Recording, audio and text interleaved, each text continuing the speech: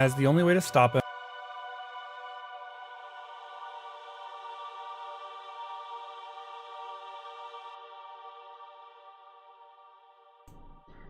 Hello everyone, it is the time, it is Saturday again, and as you can see we have a guest today. We have... let me change. And we have Ash here. Say hello, Ash. Hello. It works! Even your thing is, yeah, even though my Fugi fucked up, I'm magic. I'm magic. And I totally did not forget to unmute the music in the beginning, okay? Everyone who claims something else is gaslighting. Hello Quantum, hello Gerald, hello Saint, and hello web user. Hello and welcome. Today we will talk about Slenderman. That's a topic that was actually wished for by Ash. So please, Ash, state your case. Slenderman is cool. One second, I need to clear my throat. All good. For when it like maybe 2013, like that era, like as Marble Hornets was coming out, I was like super like obsessed with it, and I would basically be there like day one whenever a new episode would come out. Oh, super fan. Sadly, it's been like a long time, so I know there's like other like side, like sort of like minions of Slenderman that's also included in the lore with like later like people adding it in, but it's been so long I don't remember. Yeah. And hello, so, Cloudy, like, love you. Hi, Cloudy. So like my favorite series was like, okay, it was Marble Hornets, Everyman Hybrid, and Tribe 12. Yeah, the only issue with like there was so much about Slenderman for a while. Yeah. I had the issue where like I watched like so much Slenderman stuff. Like when I was living overseas, I became afraid of the dark for a while, just because I thought Slenderman was in the dark, even though it's like it's just an analog horror thing. But it's just like you get kind of freaked out, or you freak yourself out. It's just a story, right?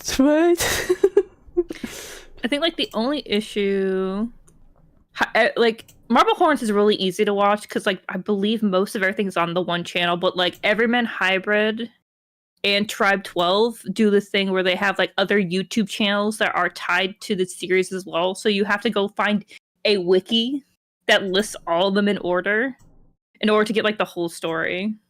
Yeah, it's like what like an ARG, right? Kinda. Where you have to go to the wiki, find the link to this, and you find the hint of that.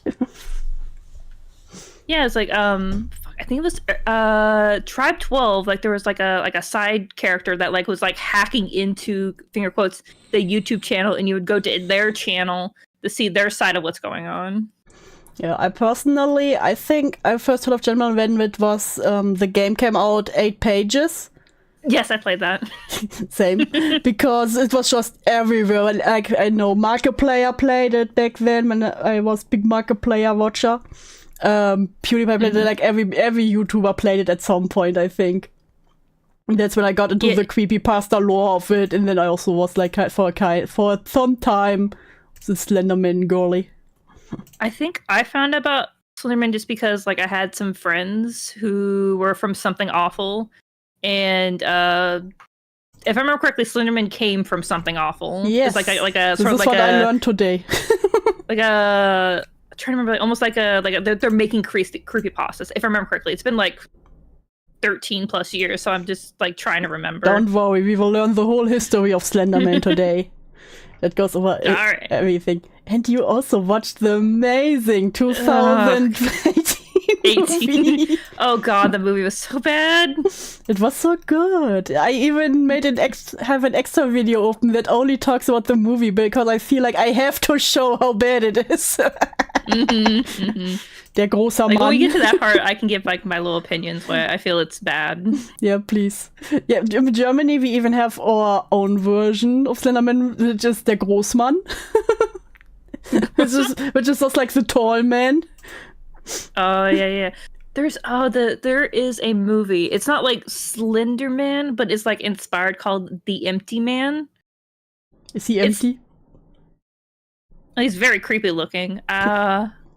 I would say it's the atmosphere is fantastic. It's a bit slow. Yeah. What I find funny about Slenderman, I think he himself isn't even that creepy. It's like, I think, like what you have when you look at mannequins that have no real face, like the, what do they call it? What is Uncanny Valley? Yeah, the Uncanny Valley kind of stuff. Because I remember from the game, he just came towards you. It was just this man in a suit that came towards you. You get the loud noise. Oh, another thing I told you about last night, because I didn't think you didn't know about, was Slenderbone, the erotic novel. Sadly, you can't get it anymore because I guess they don't sell on Amazon anymore. But I did link someone reading it. Listen, next goal, big horror Saturday, will be reading Slenderman fanfiction. Spicy random Slenderman fanfiction. Oh, that sounds like fun. Hello, Len! And for today too, just like last time, for $10 we will play a GIF. And for $50 when we reach the goal, there will be a little animation to show off Len's work. Okay, let's start with the origin of Slenderman. I need to share my screen. I need to share my screen. Wait, why is it showing me? Oh, I already show you. No, stop this one. Share another screen. Share this one. Boop, boop. This should be the right one. Yes. There we go. And let's start. The internet is home to a multitude. Don't look at the time, okay? I know it shows minus 22 it's not hours showing ago. me yet. Sorry. What? It's not showing me your screen. But I'm streaming. Did you click on it? You tried clicking on Oh, it. I'm stupid. Oh, I'm sorry. I'm sorry. I didn't realize it was like that. Okay, my bad. Sorry, chat. Do you have it? Yes, I have it now. I'm sorry. I didn't realize I had to click on your face and it showed up again. Oh, good, oh, good. We have it. Of communities. People that love games, movie lovers, food critics. Just about any hobby, group, or Talks a bit interest slow, can so be I will found speed online. up a little bit. There are even groups dedicated to people looking to meet others in the real world. With that much diversity and freedom. Q, wait. Hi, Q. Hi, Q. It was nice to be on you on the Fooder Talk today. And hello, Jacob. It's no surprise that the internet is also the hiding place Okay, for the that's darker too aspects fast. of our world. Guess For no more millennia, speed. people have created stories and legends to explain the world around us, or just to entertain others. One story genre that people love to share is horror. Whether it's the creation of monsters with a moral lesson, or just something to scare those listening. Listen, creating monsters is just fun. Yeah. There have always been monsters, creatures, boogeymen, to keep us scared. The Internet Collective is nothing more than people who are able to chat, interact with, and share ideas from anywhere in the world. When people Name, stop lying. You are here. And hello, Truski, keeping it true. get together, they create things. Namely, they create stories and characters. Okay, important question from chat. Can Slenderman be a footer, though? I mean, you can have multiple appendages. You can't stop them. One of those internet creations would step out from the darkness and become a horror that none of us really expected. He was created, shaped, and changed by the internet, and his name is Slenderman. Like with any good myth or legend, there's usually an origin point. While many origins remain unknown or clouded in mystery for many monsters, the Slenderman is not one of them. The origin of the Slenderman has been I documented. always hate it when there are any stories or creatures where you can't know where did it come from. Was it Jeff the Killer where they are still quizzing where the picture comes from? Oh, maybe I haven't thought about Jeff the Killer in forever. Because I know there was a big hunt on where the origin picture came from. No, it's not Candle Cove. We talk Slender. We talk Slenderman. And then the Killjoy. And covered to death, but is still important to the overall mythos of the character. The internet was the creation point for Slenderman. Specifically a website called The Something Awful Why does he Yeah. talk slow at some points and fast at other times? Okay, maybe speed up a little bit. Come on. forums. Something Awful was a website that liked to parody whatever was popular on the I mean, internet. you had to pay There was a satire $9 site to that took join many different something awful. Oh no. Can I raise the quality a bit? Give me good quality. Yes, now I can actually read stuff. forums over the years. One day, a paranormal pictures Photoshop thread was started with the intent of creating fake paranormal images and linking them online. The doll is creepy. I remember this, when it is like the Slimmer's image specifically is Slimmer in the background. There's a bunch of children, and it says like, "Oh, these children disappeared." If I remember correctly, everyone to join in. Yeah, and gave tips but come to the on how to thread. make your images look more realistic. They even had some examples shown as the thread began. Plenty of users were posting all sorts of images with ghosts and other anomalies, but it wasn't until June 10th that something truly haunting would be posted. June 10th had 2 new images appear on the site. These 2 images were posted by a user by the handle of This Victor one. Surge. This one you mean? Yeah. Yes, this one, and then there's one with a playground. Yeah, I love that every of the pictures also had a little story to them. Yeah. These images were a bit different from the others, as they began to look more realistic and haunting. Not only that, but there was a short description also attached to the photos. The first image shows kids looking unnerved with one really close to the camera. The description under this photo reads, "We didn't want to go. We didn't want to kill them. But its persistent silence and outstretched arms, horrified and..." I think this is also where the idea came from, that he has minions. With we didn't want to go, we didn't want to kill them. comforted us at the same time. 1983 photographer, unknown, presumed dead. This alone is already painting a pretty grim image of whatever could be happening. The tall man in the background looks almost human, but not quite. The creature's reason for following these kids is also unknown, which draws interest from those that see it. Here's the second image, which shows kids on a playground. They appear to be happy, I remember correctly. but what's that behind them? You get 10 points. Yeah, I remember my memory. I remembered quickly. Something under the tree. That being is surrounded by children, and they don't appear to be afraid. The description for this image reads, Hi, Blue Yokai. Hey, Blue Yokai! I was here for crying over something fucking really sweet on Smosh Reddit stories. Spooked me back to balance. Back to Slenderman's poops.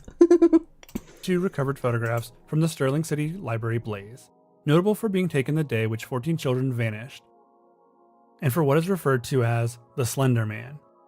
Deformities cited as filmed effects by officials. Fire at library occurred 1 week later. Actual photograph confiscated as evidence. 1986. Photographer Mary Thomas. Missing since June 13th, 1986. I also think it's very funny that someone just did it for the sweat. So he was like, I make some creepy pictures, and it took such a life on itself. I don't remember the name of the guy who did it. I think he probably will mention it, but it's like one person. Quantum, thank you. But you has minions. Is you also Slenderman? Yes. And for the $30 you get wait, where is it? There. You get a pat on the head. I'm so proud of every single one of you. The chatters, the donators, even the lurkers. This second image description is what started to establish the creature's mythos. The video distortions, the missing kids, and the name of the creature, the Slender Man. This is where the entire rabbit hole of Slender truly begins. These weren't the only 2 photos that Victor Surge, real name Eric Knudsen, would post either. There was this one as well, with an accompanying description. Oh, that was also a good one. Oh, yeah. I don't remember that one. I think I remember this one. There were so many pictures that also other people did with him in the woods. No, actually, a friend of mine made one for me. It was like during like a marathon, and he just put like Slenderman in the very back.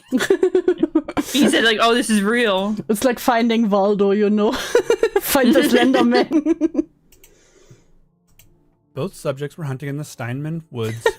I don't care much for Slenderman, but I do find his gay cousin, I like Menderman, to be really funny. Fair name. 4 hours before sundown. Surviving subject states that while hunting, both men grew uneasy as fog levels rapidly increased. A constant murmuring sound accompanied by a low hum eventually became apparent to the 2 men an hour after the fog increased. An object falling out of a tree struck one of the men on the left shoulder, causing him to discharge his weapon. Object said to be the body of a man of unknown age. It was very precisely dissected, with major internal organs still contained within the ribcage. Yeah, there's not all the little stories that came from the thread. It's really so cool. He's almost like an SCP in the beginning. Yeah. To be clear bags. Oh, man. Surviving subject placed organ bag within backpack. Attack followed several minutes later after a low children's laugh like a giggle. Surviving subject ran until he reached his vehicle. Subject then drove to assumed safety, backpack destroyed. Surviving subject is classified as a B7 witness. B7 witness to be placed in quarantine. Blind box until resolution. This image does a lot to show what the description says. The Slenderman can be seen using his tendrils to move. The man before him has no notion of the horrors waiting just behind his back. As far as Slenderman imagery goes, this is probably my favorite. It really paints the eldritch nature of the entity. The way he towers over the man, but is still humanoid in a way. Why is he wearing a suit in the woods though? I guess like the like Men in Black. Kind of like the. I always thought the reason he had a suit because it's kind of like the Men in Black, where they like come and take you away. He's like, hell yeah, I can wear a suit too. I don't care. Yes, it is Slendy or Hell and Hellfire. Welcome to the Slenderman stream. It all makes him that much more chilling. The next image has Slender in a much easier to see angle, but still makes him appear giant in comparison to us. He lives so easily amongst the trees. It is clearly his home. The description for this image reads, 2007, investigation team Find Waldo. Where is the Slenderman? He's right there. Boom, boom, boom, I found him. discovered 22 bodies of both genders and various ages impaled on broken tree branches. True, he just likes to be dapper. In a radiating circle pattern, with chest mutilation as noted with Slenderman. Upon confirmation, lead investigator, redacted, called for an immediate evacuation of investigation team at 1700 hours. Bodies first discovered at 1100 hours. Deadline for safe evacuation of team with only viewed physical evidence of Slenderman approximately 1730. I actually like that he tells the stories that were told in the beginning with the pictures. Because this is some of the lore I actually missed. I know some of this lore, even though it's been like a long time. Because maybe some of your hyperfixation, you still hang on to it, even though it's been a long time. It's in the corner of your brain forever. This is just a picture of North Italy at 4 p.m. You know what? Could be, Len, could be. Lost contact of team at 1725. Safety procedures fell well within established protocols. Reason for abnormality is unknown. Second team recovered camera equipment 1 week later. Slenderman's safety procedures require this incident's physical photographic evidence to be disposed of by no later than 10/20. This description also makes Slenderman feel like an entity that would be at home in the SCP Foundation. He isn't just killing children here Hold either. it. The earlier posts would make you think that he specifically targets children. That doesn't appear to be the case, not in the earlier lore of the character. These images and story pieces were the original lore of Slenderman. He's just a kidnapper. He's an adult napper. I got the impression he was in a suit because it's a jarring visual eldritch creature and woods in the suit. Yeah, true. Could be. Created by Victor Surge, who at the time had no idea how popular his entity would become. Though, you can see it was definitely primed for mainstream success. The actual idea for the Slenderman was talked about by Knudsen during an interview. He was asked what the sources for his inspiration were, and this was his answer. Ash, you've been invited.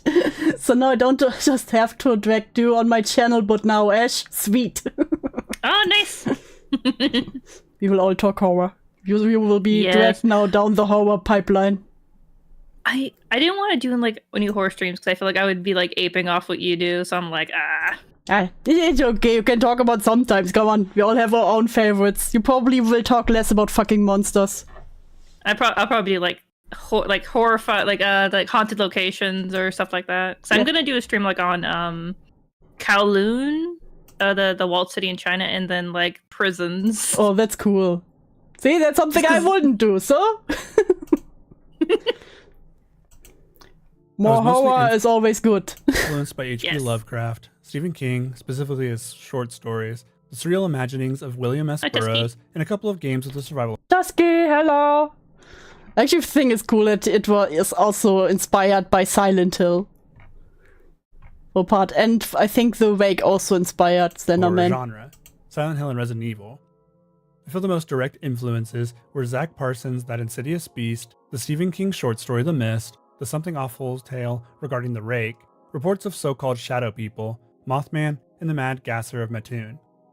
I use these to formulate something whose motivations can barely be comprehended, and causes general unease and terror in a general population. The reaction was surprisingly good, so I continued making pictures based on Slenderman. He was right about the interest everyone had. Du wollt or wouldn't Slenderman? Wollt. Duh.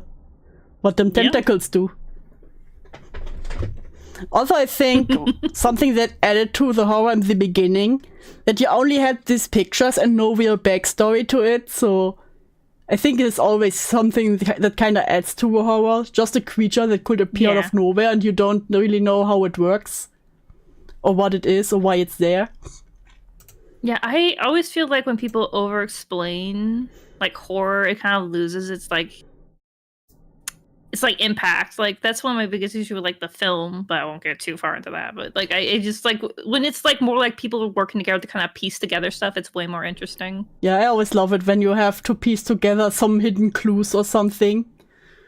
Like, there are some exceptions, like, for example, especially in Japanese horror, like The Ring. The monster was very well created. You know everything pretty much about Sadako's life. But there was a point that you just couldn't beat it, so it's kind of that added to that.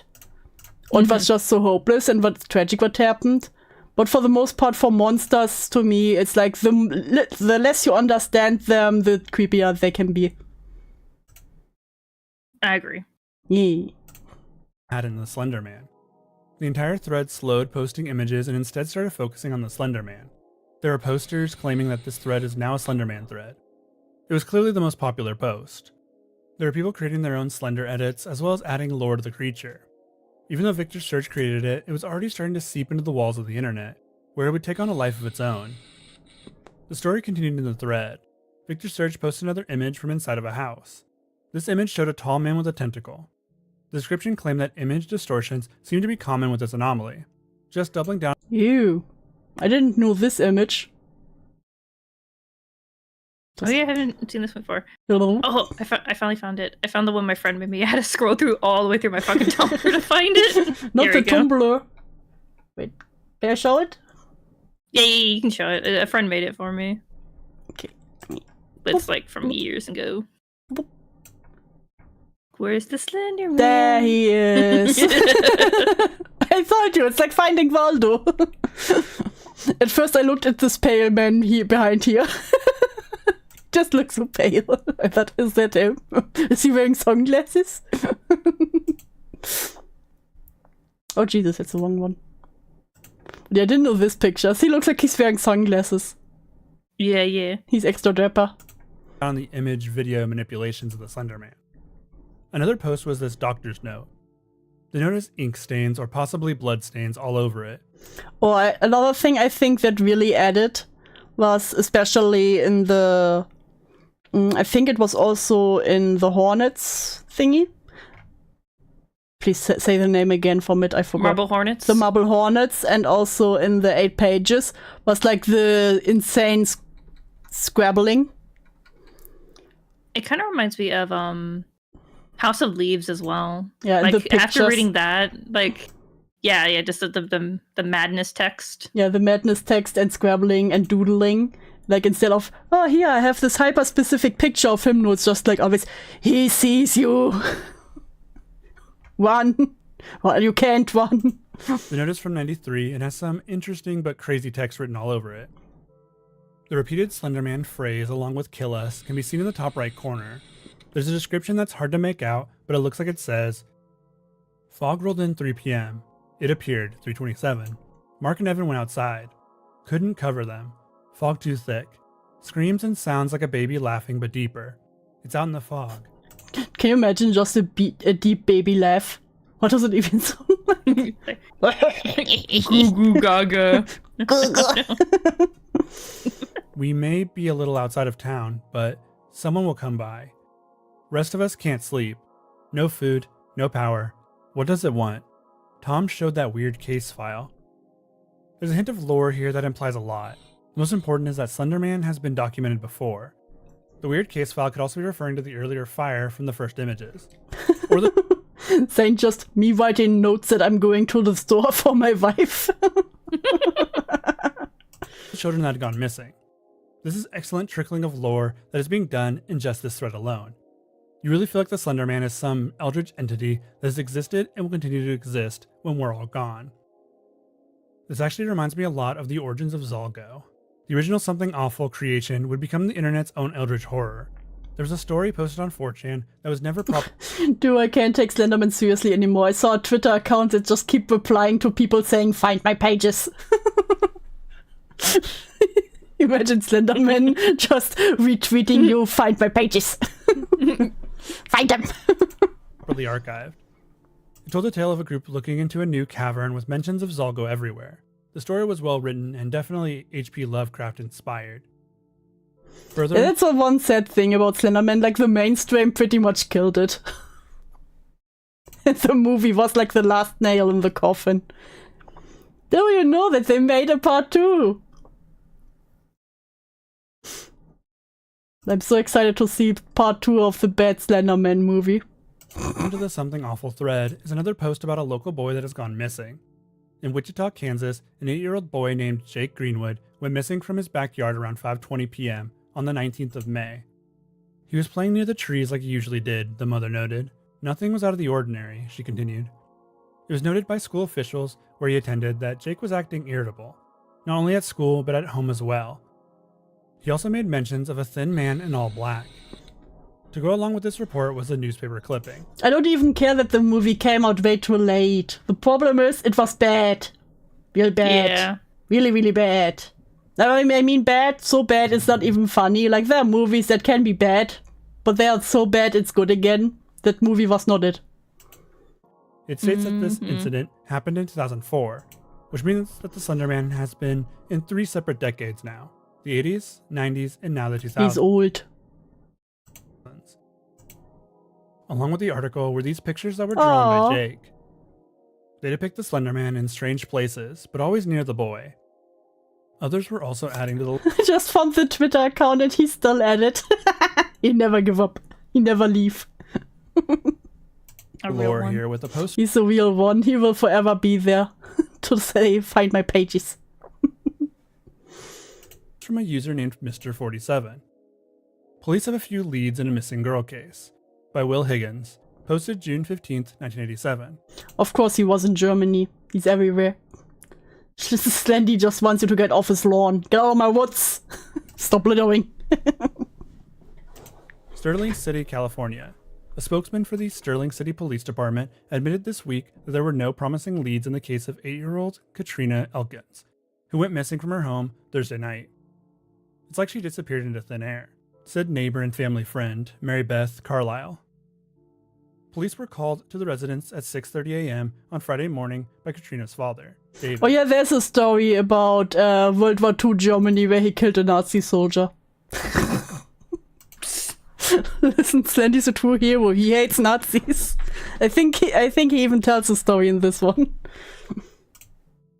He realized that Katrina was missing when he went into her bedroom to Yeah, the movie and the assault were pretty close together, and I think the movie even came out on the day the assault happened. I maybe remember wrong, but I thought like the movie was inspired by like the stabbing. That would be not good. That's what I heard. It's wake been a her long from time. school Oh, and no. discovered that she was not in her bed. The only possible witness was the victim's sister. Oh 10-year-old wait, name threw us an example into the Snell House chat. Let's see. Loop. Rate it. Beep, beep, beep, beep.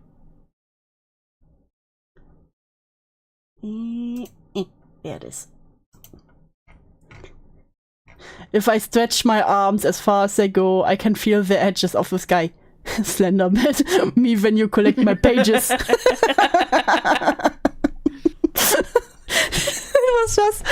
was just beginning of March. Oh no. Obi, side note saying apparently the girl that was involved in the stabbing is getting out of the medical ward or whatever. Yay. And apparently she's not mentally well. What a surprise! Probably shouldn't be let out. Gee, what a surprise. What? You tell me the girl who said Slenderman wanted me to kill them was not mentally well? Shocking. And I live. Alice, with whom Katrina shares a bedroom. Alice had been unable to provide many details to investigators, however. It seems that the girl suffers from an overactive imagination. SCPD Sergeant William Holmes said. She told us that the last time that she saw her sister was through the window where she was hugging the tall man. Hey, Chris! And this man has such a good storytelling voice. I have to stop myself from zoning out. Just listening to voice. According to witness statements, over the past several weeks, a man had been coming to the girl's bedroom window at night. Oh yeah, and you just scream stop when you have something if I don't stop and want something to say. Okay, no problem. Where he would tap on the glass, make faces, and watch the girls. Police investigators initially dismissed the Wait, how can Slenderman make faces? He literally don't have one. account as a dream, as the bedroom window is on the second story. The guy narrating is Sakro. With no support beneath it. Alice Elkins reported that on the night of her I will sister's also disappearance, link the channel or the video for it in the description later. they were again awakened by the tapping on the glass. Sergeant Holm explained. She heard her sister get out of bed and have a short conversation. When she didn't hear her sister get back in bed after several minutes, she got up and went to the window, where she saw her sister in the side yard hugging the tall man. According to the witness, the man looked up at her, grinned, and indicated that she was to come with him as well, with a snaky arm. Okay, he has facial features, probably just with that. Just imagine. Maybe like shadows appear on his like blank face. Imagine him making funny faces at you.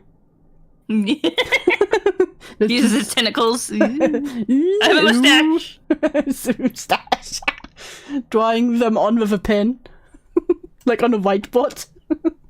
At this point that Miss Elkins became extremely frightened and returned to bed. The tapping continued for some minutes, but finally ceased. Police scoured the Elkins yard for clues with no success. When asked why Alice had not told her parents about the tall man before, she explained, "He scared me. He told us not to tell Mom and Dad, and we'd be in trouble. He told us that he was our friend. He would put us in the corner. He would give us anything we wanted. But we had to Even a PlayStation 3? keep it a secret. His smile was scary, and his voice? He said nice things, but he sounded mean. Police believe that there is no link between... I mean, I can say nice things and be mean. He sounded mean. You're so wonderful today. It's really amazing having you. Really great. Don't change a thing about yourself. It's not you, it's me. Everyone else would be so happy to have someone like you. Killing of the Elkins cat by disemboweling in April. That now makes two stories about Slenderman kidnapping children. One from the originator and another from a member in the now growing community. It was clear that this would become a trend moving forward with the lore. The main difference between this story and the prior is that the girl willingly seemed to go with Slenderman. Jake, on the other hand, seemed terrified that he was being followed by him. The Slenderman wasn't just targeting children, though. There's another post about a possible Slenderman encounter. All this talk about a Slenderman from the forest ring a bell with something that happened to me when I was 6 or so. One fine summer day, my dad said we should go camping. We had never gone camping before. At that moment, my mom got this funny look on her face and said no. We were never going camping ever. Never going camping ever. There's a tall man in the woods. I do not like him. He's worse than a bear. Pied Pipered by a skinny bro in a suit. Not the Pied Piper.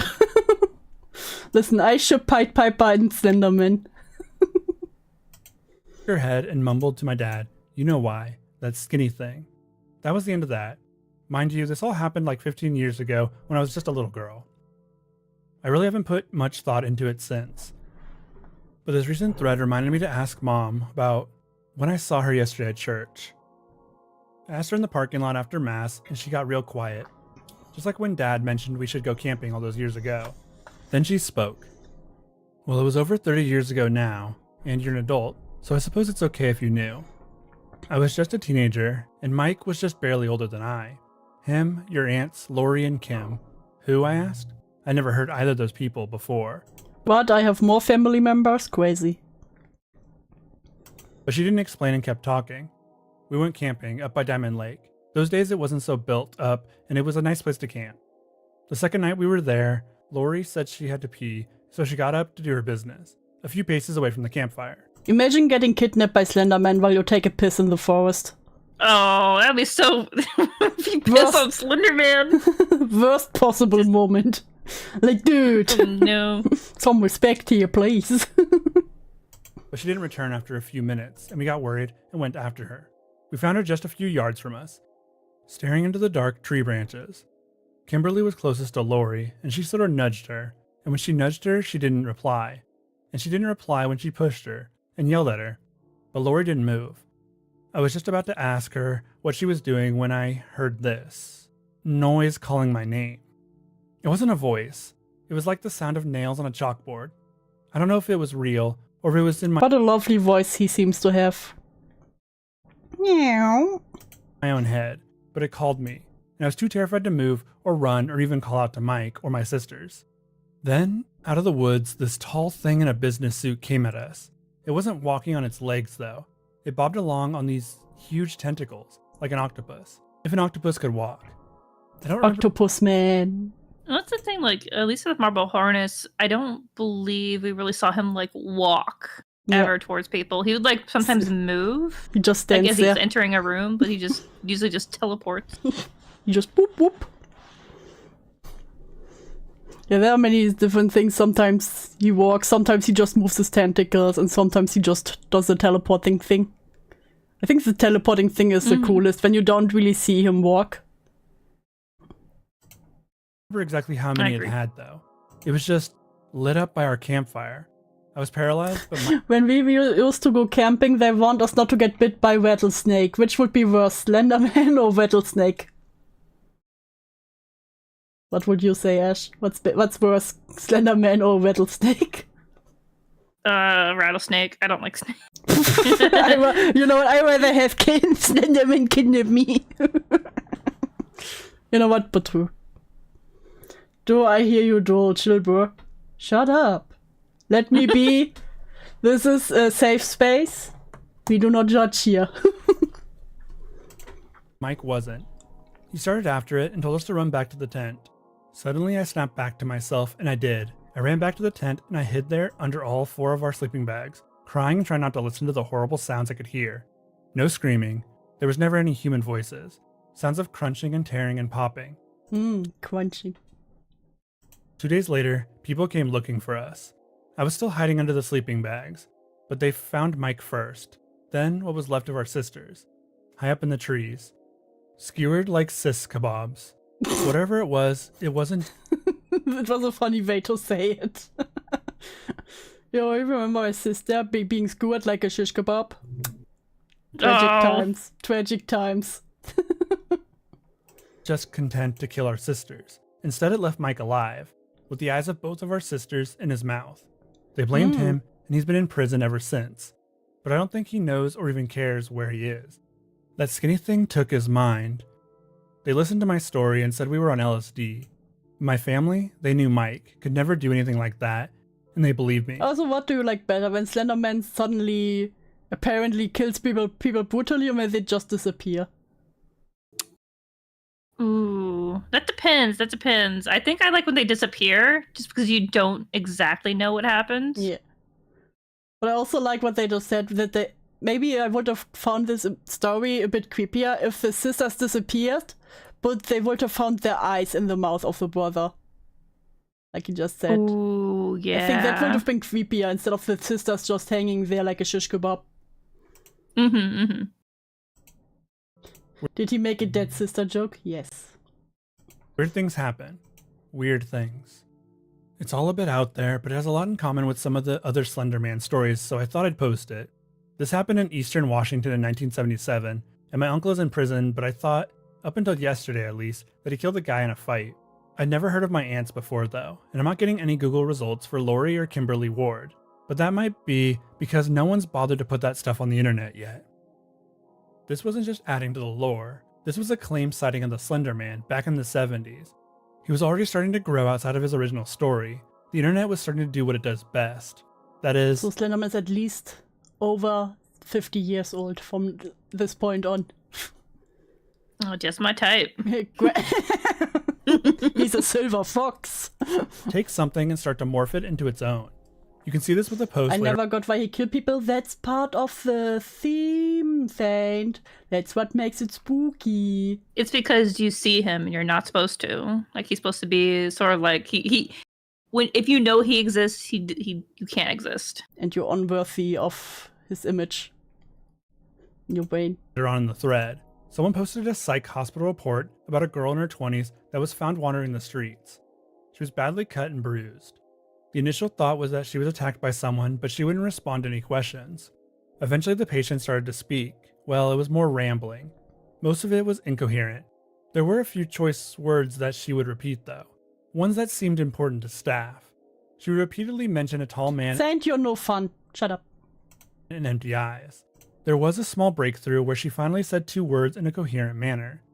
The words were, "You're next," which she said while pointing at the doctor. A few days Just when I'm pointing him, you are next. You. This is such a funny image. later, the patient somehow escaped. How she did so is still unknown. She was taken to her room, and cameras show that she never left, through the front door. All of the windows remain locked and untouched.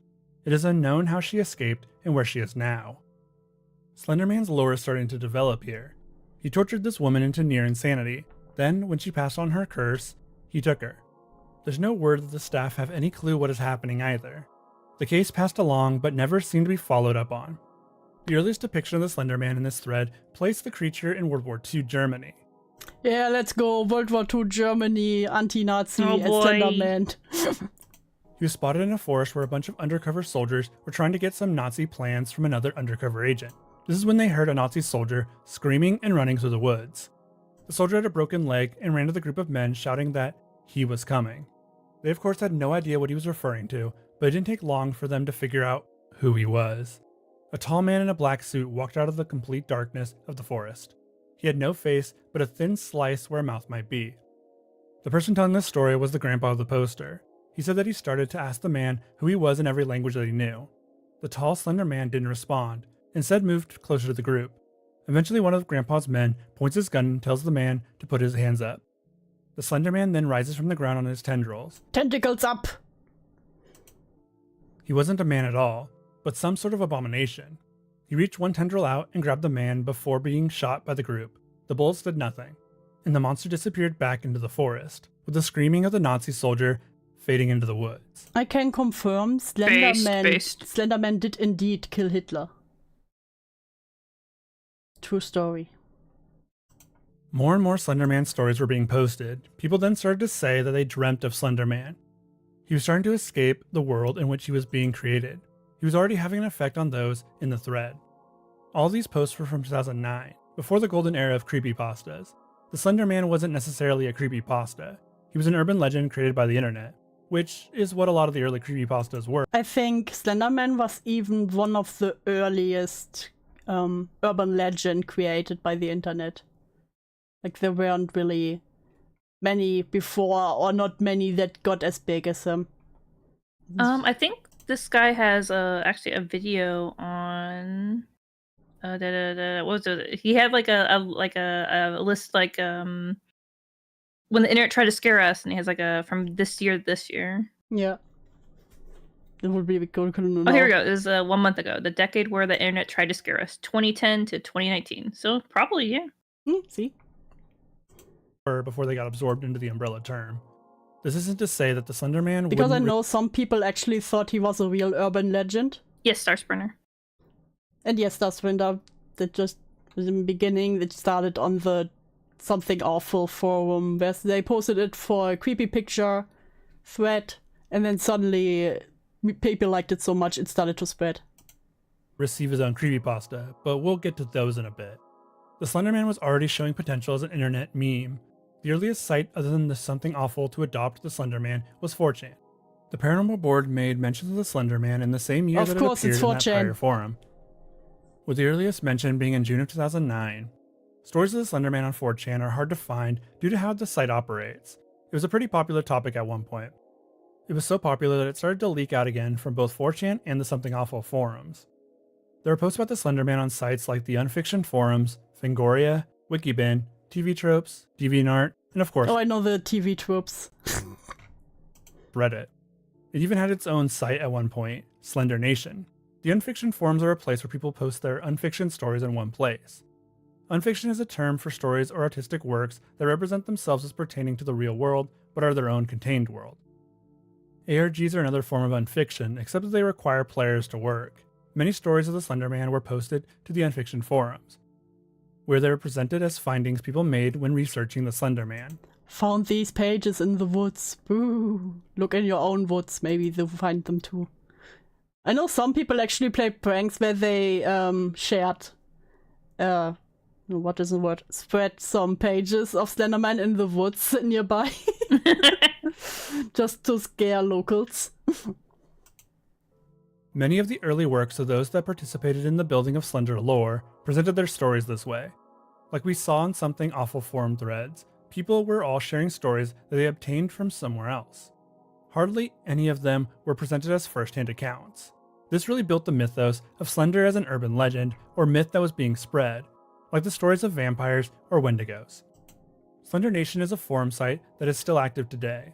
It archives thousands of Slender stories and submissions. The most recent post Not the Slender Nation. Are you part of the Slender Nation? Ash? Maybe. I see. June of 2023. Found the dollar in the woods playing while we find the Slenderman pages. They are doing their best to keep the Slender legend alive. Do you all remember the chain letters that were super scary? No, we only had the ones where it's like, yeah, if you don't spread it, you have 7 years of bad sex. I remember the chain letters. I thought it was like there was like they put like a curse on you or some kind. I don't know. Damn, you had the funnier ones. The spread of Slenderman wasn't slow by any means. He was starting to appear everywhere online, but it would be with his appearance on YouTube that things would start to change for the entity. There's a little web series that would take Slender to the next level. It was the start of a trend of Slender-based ARGs. That series was Marble Hornets. Like, I still think the Marble Hornet series was still one of the best visualized things about Slenderman. Aside from the first game, maybe because that made it more widespread, but aside from that, Marble Hornets really was the best. Like, not even the big companies, okay, they didn't really try, but could copy that. I would also recommend Everman Hybrid as well. Yeah. Like, that one is also pretty good, but you would have to, like, find the kind of the chain to follow for the videos. Yeah. New NFT, Slender Nation to compete with Nape Nation. No. Marble Hornets was a web series created in the same time frame as the original Slenderman post, on the Something Awful forums. The creator Blair Witch is older than Slenderman, but not as popular. Also, it's not internet-based, that was a movie-based. Get it right, Chris.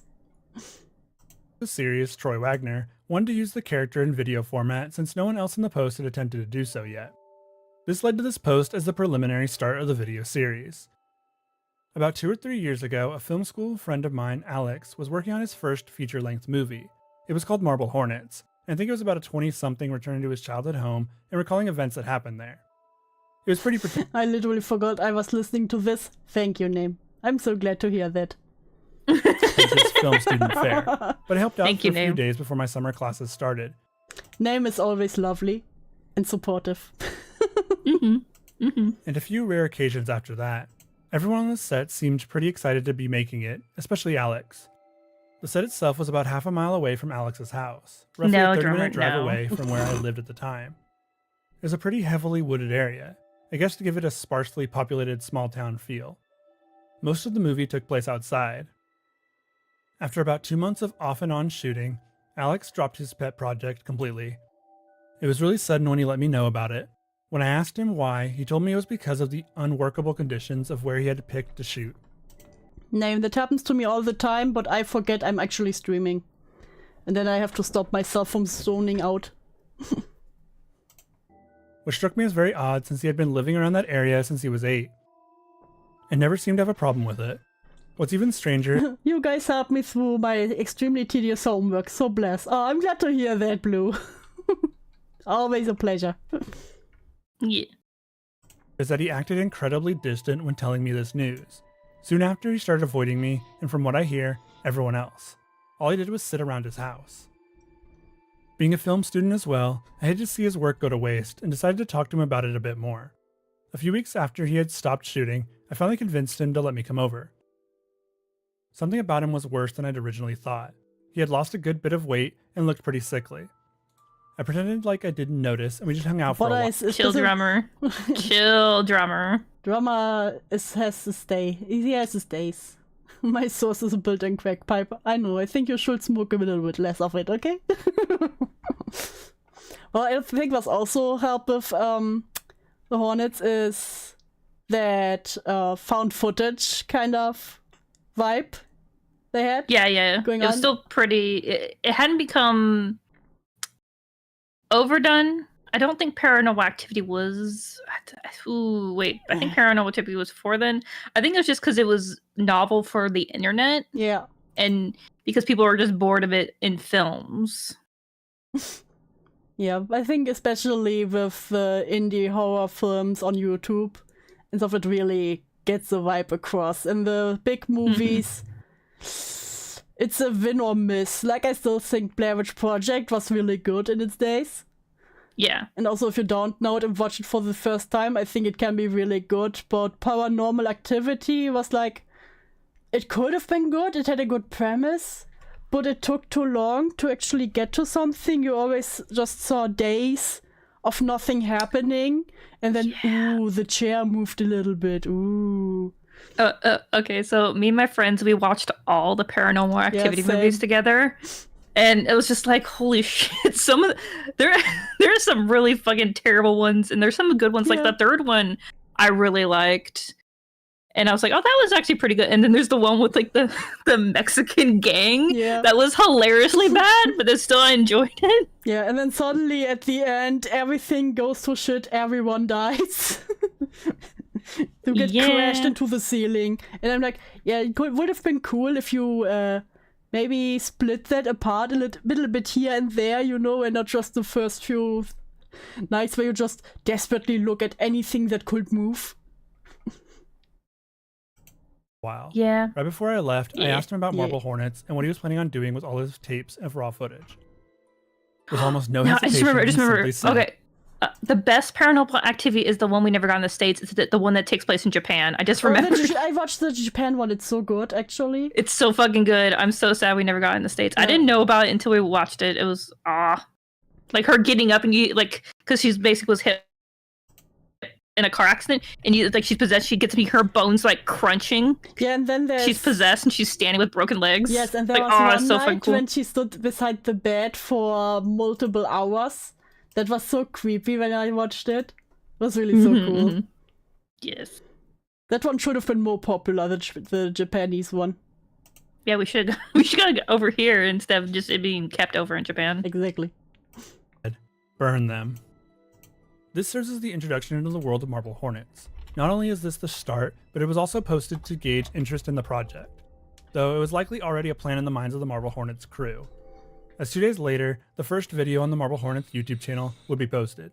The video was titled Introduction and says everything that— So how many episodes were there of Marble Hornets? Over 19? 90?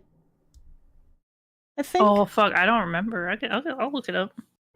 Okay, because I remember it was something over 90 episodes. It was a lot. that was already said in that original post. The same day, the channel would also release entry 87. 1. 87, okay. Almost. It ended 10 years ago. Damn. Way to make me feel old. Way to make me feel old. This entry is only 47 seconds long. It contains no audio. Here it is in full.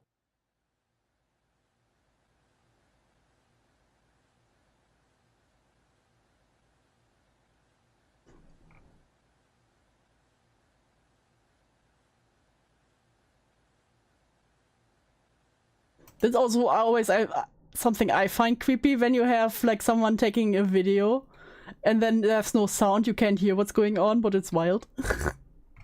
I don't know why. It's just like, I want to hear something. You just see the jumbled mess. Ooga booga. Is he just stroking the pillar? Wait, I saw... He's standing there menacingly. He's touching my house. Oh, he looked. Oh, I remember that. Oh, that's so creepy when I first saw it. I think it's also so funny when you look back at some old horror movies, and you know you were so scared back then as a teenager when you watched them, and then you watch them again, you're like, huh. Yeah, like Hellraiser. Like Hellraiser scared me when I was a kid, but when I watch as an adult, I'm like, it's kind of goofy. At least the first one. Yeah, some didn't age too well. I'd say the second one still did pretty good with like the lady with like her like crawling out like the hole and like of blood in the that like mattress. Yeah, still gets me. Japanese horror is always one step ahead to me, not gonna lie. That can be a hit or miss because some Japanese horror movie can also be really goofy. Yeah, like facts. Oh, what was it? I think it's called The Boy Went to Hell or The Boys in Hell. It's about like a lady whose like son was like killed, and she like brings him back to life. But like the way he dies, he's like his head gets like cut off, but it's obviously like a mannequin. Oh, and there's another one. I think it's called like I think maybe it's like Angel Dust or something, and like a lady jumps off a building, and it's obviously like it cuts to like someone throwing raw meat on the pavement. Yeah, some effects can be really over the top also when they have a blood spray or something. But when it comes to the more subtle horror, it can be really good. Like, yeah, there is an issue with like newer Japanese horror not being as good as like the early 2000s, like 90s one, where it's like they're trying too much to ape the older stuff and like kind of reinvent themselves. Yeah. And I think there's also many things that just go over our heads as not Asian people, because many of Japanese horror is also very intertwined into their culture. Like when there's some subtle hint with someone wearing that, and this that symbolizes something, but we just sit here like, It's kind of like I watched something and it was talking about like how in China there's certain types of horror you can't do because of like what's it, the CCP, where you can't have ghosts. It has to be like something like human that cause people like almost hallucinate the ghosts. It can't just be, oh, there's a ghost haunting me. Yeah. Or like I also know this in Japanese there's a big stigma to when you move into a building where someone died. Oh, and I didn't know that. This is also... They are sometimes cheaper, and when someone sells it to you, they have to inform you about that. You know, and we move in houses where probably, I don't know how many people fucking died in here. I don't care. Yeah, if it's cheaper, fuck it. Yeah. And here it's not even cheaper, fuck. And so when they hear, oh, someone died in there, and you already see the shocked face, and I just went like, yeah, and? It's a stone house, dude. Then probably generations died in there. If I remember correctly, someone can correct me, in America, it's like, if someone died in a house, you have to tell them for like a certain time period afterwards. I think like maybe 8 years, someone can correct me. And then you can just not tell anybody anymore. Yeah. Or like for an example, No Sign Till F has all those flowers that their culture symbolizes death. Yeah, like I think it's the spider lilies. Yes. I know those because they were also in Digimon. in the creepy Digimon game. In the Digimon day where everyone can die. Oh no. Oh no. And also many Japanese horror games in general. Yeah. As you can see, we are already getting a glimpse of the Slenderman. Well, he's actually called the Operator here. He's supposed to be his own thing, but he's definitely just the Slenderman. Oh yeah. Regardless of his name, he still has the look and aura. He's a smooth operator. That's the one thing. That's the one thing, at least with the good kind of like found footage Slenderman like YouTube things. They never call him Slenderman. They give him another name. Yeah, because Slenderman, when you say it like that, it doesn't sound really scary. Yeah. But he's a smooth operator. Or of the creation from something awful. The story begins to unfold as we meet some of the characters. Jay, Alex, Tim, and Brian. My half sleeve is Tori Gates, the Water, and Spider Lily. Ah! Dweeb. Jay is the one presenting the story to us. He is the man posting the tapes. and he is also a character that is interacting with I the know you're not Saint is a joke. story. He also runs the Marble Hornets Twitter account that was part of the story. I mentioned before this is one of the major Slenderman ARGs. Well, this is actually the most famous of the multiple we'll be discussing in this video. Though there is an argument to be made about whether this is an ARG or an unfiction story, an argument that I won't be going into here. Why With the not? premise of Jay releasing tapes for us to watch and this mysterious man in a suit stalking Alex, we begin He's there. Yeah. There he is, just standing there. the It's like, series. hey guys, how you doing? Hey, you look exhausted, bro. You need some water? A tea? Jay is releasing each video on the Marble Hornets channel, with the title of the entry followed by a number. By entry 3, we've already seen that the operator is stalking the crew Oh, in the thank you, background. Killjoy. He's being talked about in entry 2, and by entry 3, it's pretty obvious that the suited man is stalking Alex, and it's having an adverse effect I'm on just him. looking now instinctively for him in the background Yeah, all the yeah. time. Is this what like one of the fun things to do is you watching it and you like rewatch like, oh, is he in there? Is he in there? Is he there? The next time he shows up on tape is in entry 4, where he can be seen moving quickly out of frame. The way the video is recorded was very important for the tone and believability of the era. There were a lot of low resolution and pixelated videos in the early internet horror era. Love me some low res. Mm-hmm. It only gets frustrating when you're supposed to read something. You're like, the fuck is standing there? I need my glasses. Something about the low resolution just made it more authentic. It really created this world that you were free to interact with and follow. It's a part of the series that I think has kept it the most rewatchable. Along with the Twitter account and the YouTube channel, there was also another channel involved with the story. This channel was named To The Ark. They were another person or multiple people that would post video responses to Jay's uploads on the main channel. This is where a lot of the codes in the series, as well as the more cryptic storytelling, would be posted. With all this together, it becomes the ARG unfiction piece that we all know and love. This was one of the earliest, if not the earliest, online creation to use this format. There were plenty of others who tried to use these elements for their storytelling, but it was mostly done in order to bring attention to or coincide with their more conventional media. This is one of the earliest stories to go entirely by the It's rules. always crazy to me how old media actually managed to create something new and managed to nail it, but people who tried it again after years and years fail at it. It's like you always see they didn't really understand what was the charm of it. Yeah, I can see that. Like looking like comparing like the movie to the original like YouTube series, it's like night and day. Like there is like a very much like a misunderstanding of like what made it creepy, what made it cool, what made it interesting, what made you like kind of like be interested in it. Yeah, it's also with the 8 pages and the game that came afterwards. Like the newer game had better graphics and everything. And for some parts it did good, but in other parts they tried to give Slenderman a backstory, and there was a main character with their whole own story. And I just thought this took away from the spoops. It's The Arrival, I think. Yes, the Arrival. one after 8 pages. Yeah, like that one was a bit weird. I didn't really play that much of that one just because I was like, eh. I don't know, it just didn't have the same charm. Yeah.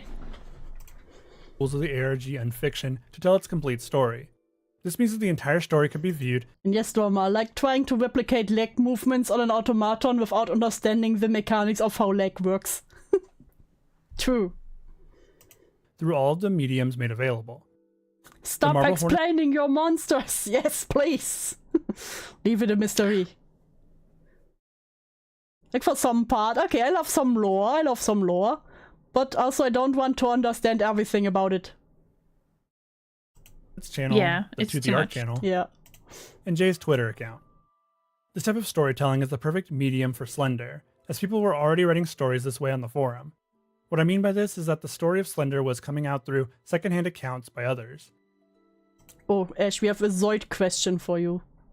Oh, what? I need a Zoid fan to validate the timeline for me. Ash, Mr. Sprinter keeps telling me that Zoid's new Century /0 came before Chaotic Century. It's well. Do you mean timeline wise or release wise? Because Apparently timeline wise. wise, I believe Chaotic Century comes before. I may have to look at that again. I believe Chaotic Century comes first in the timeline. I'm so proud of you because I didn't understand a word of that. So Cloverfield never seeing the monster bummed me out. Yeah, like I think it's cool when they don't show the monster too often. Oh yeah. Chaotic Century came out first. Yes, I had to check. And what is So your yeah? Go ahead. Sorry, I didn't mean to cut you off. No, you went finish. No, I was finished. I Okay. just talked again. Like when there's a monster in a movie or a game. Do you prefer to never see it or to see it too often? It depends on the monster itself. If the monster is more scary, kind of hidden, but I would say, yeah, yes, you probably should keep it like out of sight. But if it's more unsettling to be seen, like there is Extro. Extro has like a really creepy like alien monster that you don't see a lot of it like all at once. You just see it in like pieces. That's a lot more creepy than you were just like to have it like just be in your face. Yeah, like it was, what was it? What was the movie where they had to Bird Box, I think. Like you never saw the monsters, but it made sense because when you see the monster, you fucking die. Did you? I don't know. I recommended Arcadian, the Nicolas Cage movie. I didn't see that, I think. Okay, so when you get a chance, like I would that monster, like it starts out like they hide it, but when they actually show it, it's like so unsettling that it's actually good that they show it. Yeah, like I said, I think it's okay when they show the monster sometimes, but not too often. And depending on the monster, never showing it. Yeah, at some point when it's not something like Bird Box, where there's an actual threat from just seeing the monster. And also you get an idea kind of what they look like from paintings and stuff, so you kinda can imagine what they look like. But yeah, otherwise I would say just show the monster a little bit here and there. Come on. Don't tease me too much. I'm putting a little slenderman on the side here. To keep the ADHD in check. Where do I put him? We put him behind us. No, I don't know if that had chat. Wait, let me put this. Wolfie is behind chat. He's coming for chat. Further back. Let's put it here. There he is. There he can stay. All right.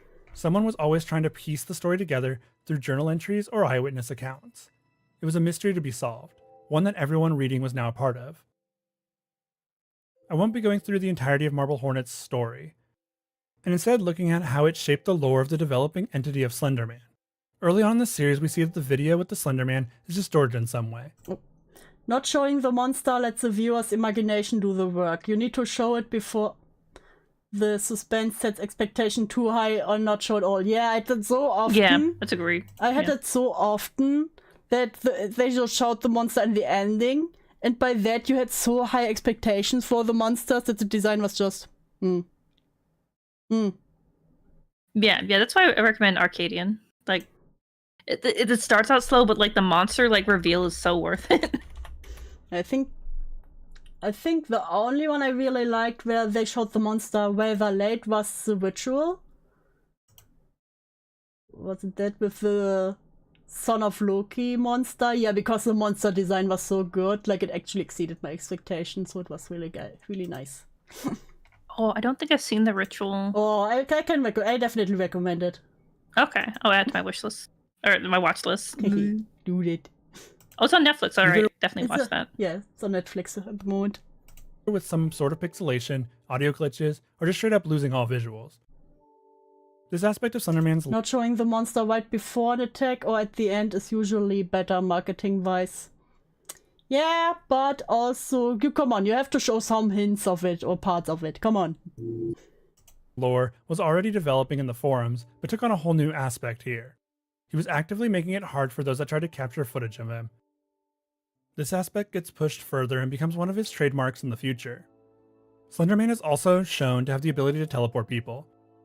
As can be seen when Jay goes looking around Brian's old house, he gets teleported to an abandoned building where he is attacked by him. Tim also gets teleported to a strange void world where the operator seems to be keeping Alex as victims. This follows the lore as early on it was stated. Oh, Drummer also has a good argument.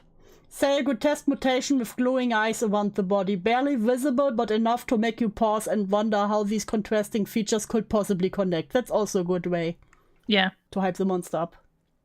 That Slender would teleport you to a world that was nothing but the dark, shadowy forest, where he would stalk you forever.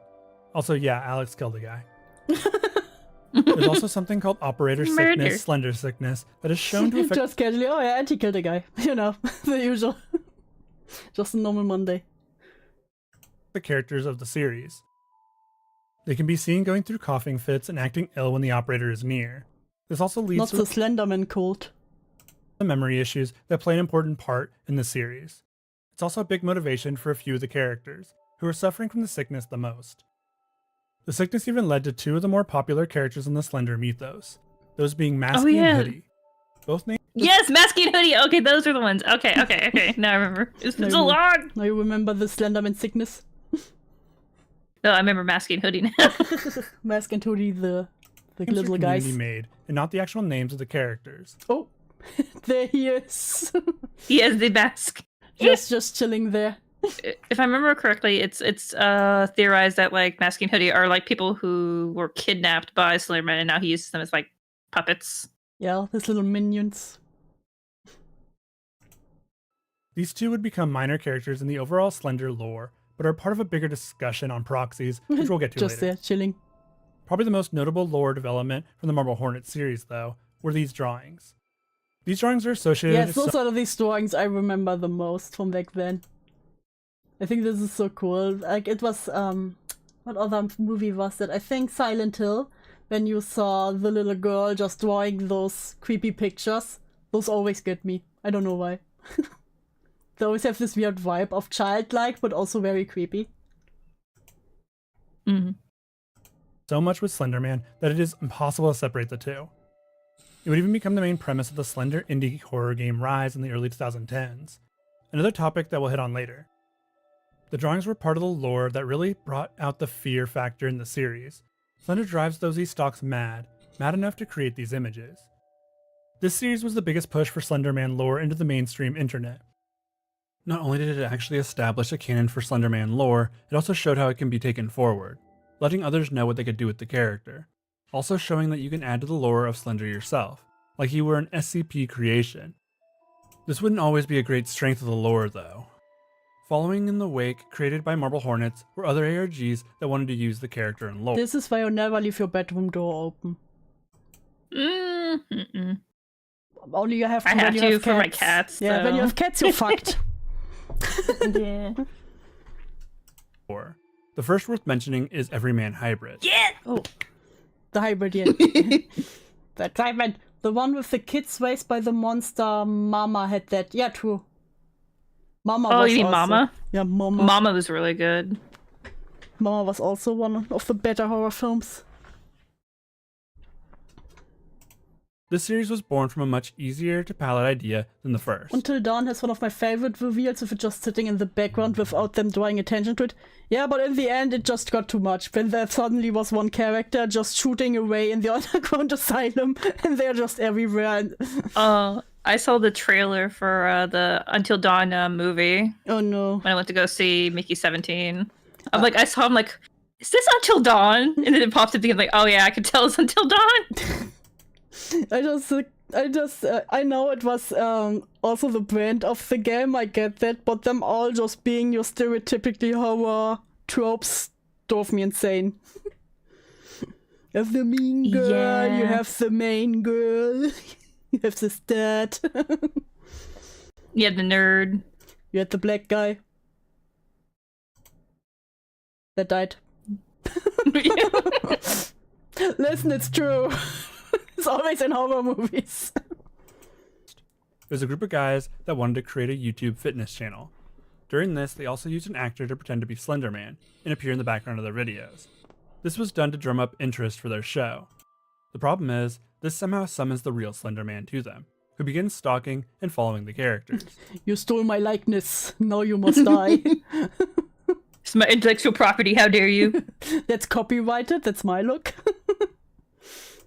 The use of Slenderman here is very similar to how it was used in Marble Hornets. He appears in the background as a stalker. His motivations are unclear. It's also very clear that he has some sort of effect on those that he is around, such as deteriorating health, coughing, and migraines. This series is also the first that I could find that introduces proxies. Proxies are essentially people or creatures that are under the direct influence of Slenderman. They may appear as worshippers, like one of the or just main characters eventually becomes like a proxy, and he kind of like invades like other channels, trying to kill like everyone else who's involved. Oh no. Yeah, that's also one of the big points that later became, especially with Marble Hornets, more famous, like the concept of him brainwashing people who then do his bidding. Yeah, and there's also other monsters they create in Everyman Hybrid, like one called the Rake, and it was like a really I don't remember. Oh fuck! I remember it being creepy, but it's been so long. I thought it was a really cool monster design for like a YouTube show. The Rake is its own creature. This little naked dude crawling around in the woods. Yes. Just a naked little guy with spindly legs and arms. Yeah. I believe so. It's been a while since I watched his own this. games and stuff. I remember. I do remember. one who can sow distrust and destruction for the Slenderman. Proxies will be a big topic later, but that's the gist of it. In Everyman Hybrid, they appear like zombies to do the Slenderman's bidding. This series introduces multiple antagonists: Slender, Habit, and another popular internet urban legend, the Rake. The Rake starts appearing in the show I forgot about Habit. pretty early on and is interwoven into the lore of the Slenderman here. The two will have some more lore connections later, but this series is the one that establishes that tie. Everyman Hybrid didn't change the lore too much as far as Slenderman goes. It even has a callback to the lesser known part of the There's the Wakey. Here he is. lore. In one of the episodes, the crew finds these garbage bags hanging from trees. When Evan cuts one open, we see blood come flowing out. This is just an old part of the Slender mythos, back on the Something Awful forums. Tomato juice. Would kill his victims by impaling them on trees, and later organs could be found in bags hanging from those same trees. This was a piece of lore that not many Yeah, that used guy going right there, forward, the laughing. most He's the likely one. I because it believe seemed he's the more- one who becomes a proxy later on, Of course he is. That's why he gets the goofy laugh. and he is the knife like stabbing into the ground. gruesome than scary, like Slender was harvesting organs. Though I do really like the imagery of Slenderman impaling people on trees. It would be a very unique aspect of his lore. Slenderman is in reality just harvesting your organs to collect them, you know. He has his own little collection. This is a beautiful hut, I take that. There was another series that wanted to capitalize on the growing interest in the Slender mythos. That series was called Tribe 12. Tribe 12 is the story of a man named Noah, who was dealing with the death of his cousin. He took his own life, and wondering if there were any signs that he missed. Why would you cut open a random trash bag to see what's inside, of course? Tell me you never do that? Crazy. He looks through the final tape they recorded while together. In those tapes is where we see the style of the series is very much in line with the other two I've already discussed. Entry 2 is the point where the story really begins. Here you can see strange carvings that should be very familiar at this point. We also get our first look at the Slenderman, the real cause of Noah's cousin's death. This series was the one that really pushed the Proxies side of the Slender lore. Proxies played a big part in the story.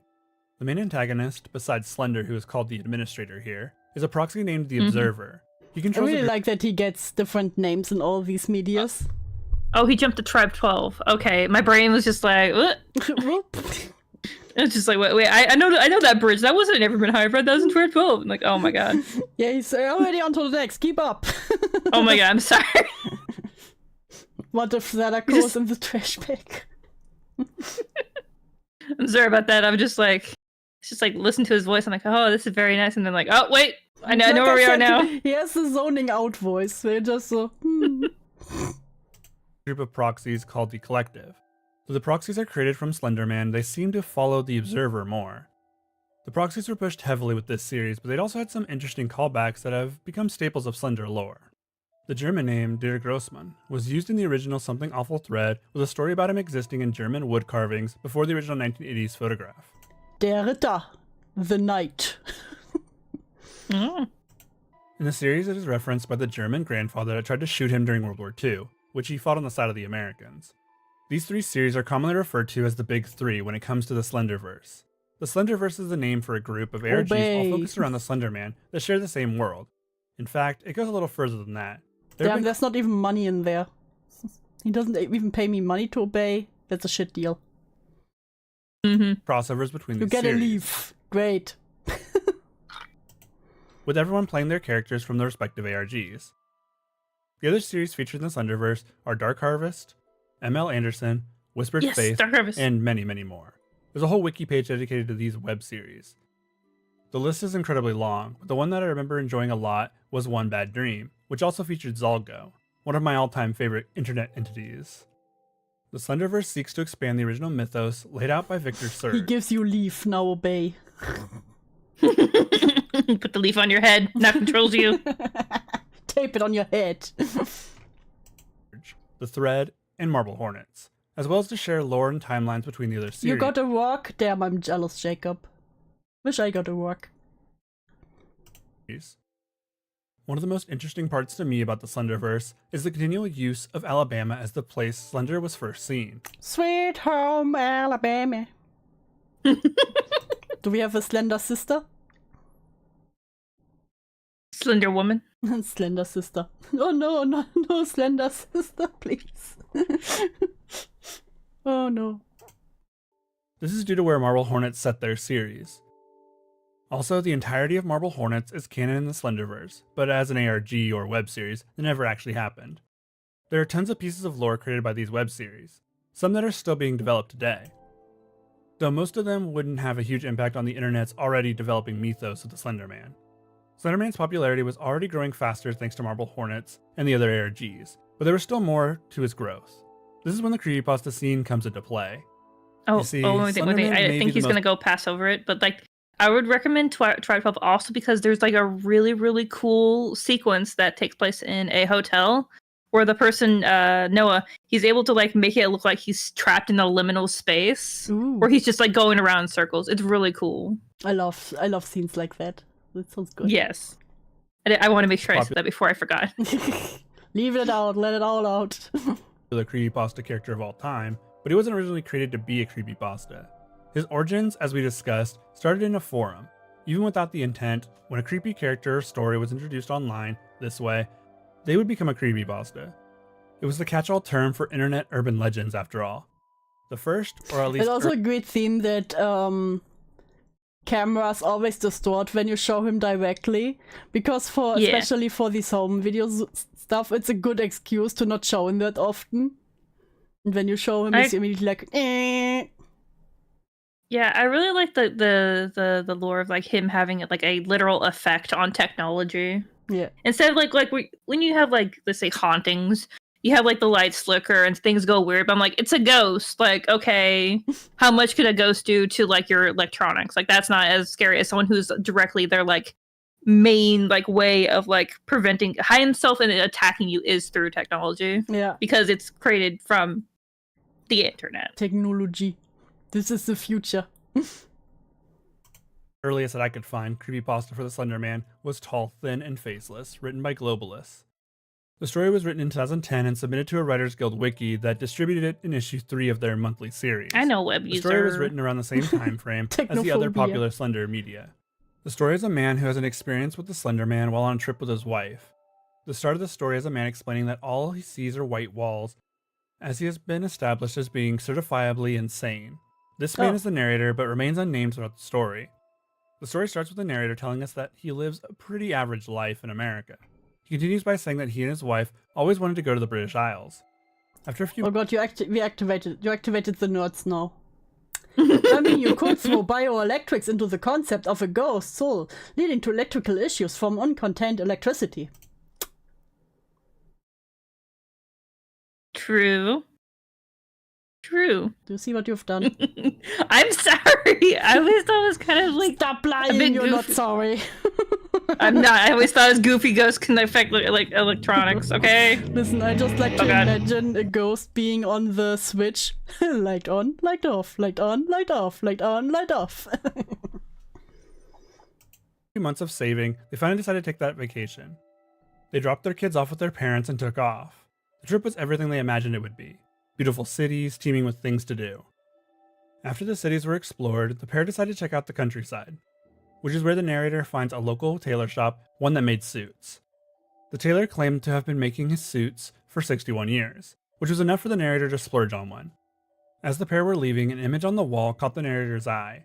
In a tall grassy knoll stood a tall man in a suit. The image was kind of blurry though, or appeared so, since he couldn't make out the man's face. The vibe from the man in the photo could only be described as menacing. When he asked the tailor about the photo, he refused to talk about it. Bro, Ash just got attacked by a chainsaw. Yes, I believe it. This is no Ash ghost in the coal. I am sorry. Like, there's people like just I live like on like a sort of like a straightaway, and when someone has a motorcycle, they just like to rev the fucking motorcycle. I hate it. Brum, I try to make sure I'm you. Brum, brum, motherfucker. I hate it so much. I remember, I think it was a Beckett live stream where suddenly you could hear an ice, what do you call the funny Ice cream truck? Yeah, we could honestly see ice cream truck in the background. And I haven't heard an ice cream truck since I moved here, so that's probably never gonna happen. Oh, damn. And suddenly it went from lore talk to slasher movie life. Days later, the narrator and his wife were on their plane ride home. Oh The no, flight Leatherface, felt so don't far chase away as they me. retired from their vacation. They felt ready to sink back into their old life, ready to see their kids again. When arriving home, the narrator You know what I think is a great idea? Shifting joints, adding joints to a creature for Uncanny Valley. Imagine an arm that bends halfway through the shoulder and elbow. Or they do that sometimes where they make like a person, but with animal-like legs. When they do the knees bent backwards. I know this is usually not how it is for animals because they have their ankle in a different angle, but you know what I mean. Yeah. But I was kind of like monsters that are a little bit less humanoid. Like, I feel like when it gets... It can be... I can understand like how a monster looks humanoidish, but I always like monsters that are like as distant from humans as possible. Yes. So that's me. It just doesn't, look like a weird human, but something that your mind can comprehend. Yes. But like there's things that you could do to a human body that could make you like be unable to like comprehend it. Cause like scrolling through Twitter, randomly see someone with a disfigured face and you're like, my brain is currently on fire. I need to look away from this. Yeah, so I think again the ritual did that really well because the creature has human-like things in it, but still mostly animal. I sent you a picture. Oh, I like that. You can see it has some human-like elements, but you can see it's definitely not human.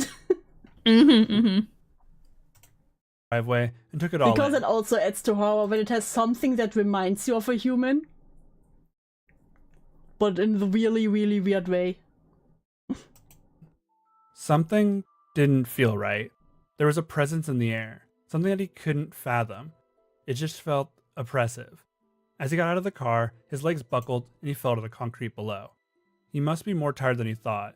This thought passed as his wife helped him to bed. I don't know. He was ready for some Saint. sleep. I don't play Dead by Daylight. He was so tired after all. Imagine That playing Dead by Daylight, cringe. Night, the narrator had the I most wanted vivid to, just like I don't like when I ask like friends, they're like, I don't know if I want to play it. I'm like, I don't want to play alone because apparently people are really fucking toxic in Dead by Daylight. I only play solo player games. I don't want to play with other people. Oh, I understand that. I'm like, no, I want to do my own game. Leave me alone. I always freak out when I play something like I know when I played Genshin Impact and suddenly someone wanted to join my world, I freaked out and they activated my internet. I'm like, no, I don't want random people in my game. Yeah, I don't like when that's a thing. People would just go like, hey, I'm going to join your game. I'm like, please don't. Please Fuck don't. off. Fuck off. I don't know you. I don't want to speak to anyone. Go away. This is my me time. dreams he's ever had. Every single dream, in between his waking moments, was filled with that tall, suited man on the grassy knoll. In every single dream, he couldn't make out his face. No matter how close he got, it was always blank. You people, exactly. Vabuser, you get me. And always blurry. The slenderman, as he called him, was always hiding just out of sight behind trees. As he awoke that morning, he wasn't so happy that he'd moved somewhere near such a dense forest. It felt as if the slenderman could be hiding just behind the curtain of trees near his backyard. The children would be back from their grandparents today. Luckily, that was able to take his mind off of the tall man. Seeing his kids again was a calming experience. They spent the day with them. More than once, though, the narrator Chris said, "You're in at least 3 servers with a bunch of nerds. Just ask." Just ask, Ash. Slenderman killed JFK? Yes. stayed out Absolutely. at the Okay, trees, Chris. half expecting to see him. That night, after they put their kids to bed, the pair decided to watch a movie on the couch. They were dozing off. Clearly, it was time for bed. Then the sound of shattering glass woke them from their near sleep. It came from upstairs. The narrator raced up the stairs and checked on their youngest. He said it came from his brother's room. They ran there next, and there he stood. Standing above the terrified form of their eldest son was the Slender Man. His hands were outstretched towards the boy. Walker's is all he is. He has to bend over to get through the door. He's a tall man. Tall man. The narrator ran to help his son, but was picked up by the Slender Man's tendrils. Saint just confirmed we are very No! toxic in Dead by Daylight. Saint is the most toxic in the toxic community, I can confirm. The last thing he remembered was being thrown into a nearby wall. After that, he blacked out. When he came to, his son was gone, and both his wife and youngest were crying. That night, they called the police. That started their search for the boy. The cops took their statements and started their search of the nearby area. The man helped and was the first to see something in the woods. Attached to a tree was a piece of the suit that he'd bought while abroad. The police asked to see the rest of his suit, and he complied. He took them inside and opened the closet. That's when they found the deceased body of his eldest son. He was covered There in was the blood. one story where he bought the suit from a creepy old man, and the suit literally formed him into Slender Man or something. It was also an interesting concept. Oh, that's pretty cool. And wrapped in the suit that his father had bought. The man was taken in by police as the only suspect in the case. It was clear that he wasn't going to be able to prove them who had actually done it. They would never believe it to be the Slender Man. Later, the man and his family were placed in a nearby hotel with a constant police presence. They were told to stay there while the investigation was underway. The next morning, a knock on the door awoke the man from his sleep. It was 5 a.m. and he was not ready for the day yet. A police officer, the same from the prior night, came to the door. The man told him that his son was missing. The body of his son had gone missing from the morgue. The narrator knew where the body must be. It must be in the woods near his house. Somehow he was able to convince the cop to take him back to his home, and the two drove back to his house. While inside, the narrator snuck out the back and headed for the forest. In the forest is where he found it. Attached to a tree was a child's drawing. In it was the Slender Man and his entire family. This was similar to the prior drawing he'd found by his eldest son. The police officer found him and told him they had to go back to the hotel. While walking towards the police car, the narrator picked up a stone and smashed it into the officer's head. The cop stumbled before collapsing. The narrator grabbed the keys That's what you get for trusting a family man. and stole the car. He drove back to the hotel in a hurry, but when he opened the door, it was too late. The Slender Man stood in a circle created from the bodies of his loved ones. The faceless entity stared at him, inviting him. Sirens blared from behind the narrator and pulled him out of his trance. He turned to see police with guns aimed at him. When he turned back to see the Slender Man, he was gone. All that was left were the bodies of his family and his old suit in the center. This was the first creepypasta that used the Slender Man, at least that I could find. Imagine you just want to buy a nice suit, and then you get a Slender Man for free. I need that sweet, sweet pet. You will get it, Webular. Thank you very much. And let me... You all deserve a head pet. So proud of every single one of you. You're all doing great. Yay, head pets. Thank you so much for all your being here. There were more, though, including the blank face, the tall man, and the Slender Man cometh. All of these stories came after this first story and have their own takes on the Slender Man mythos. There are more creepypastas that utilize the Slender Man, but we'll come back to those at a different time, because there's another event in 2012 that would take the Slender Man to a complete internet meme. That was with the release of an indie game by the name of Slender, the 8 Pages. Yes. Yeah! Finally, it's in my timeline.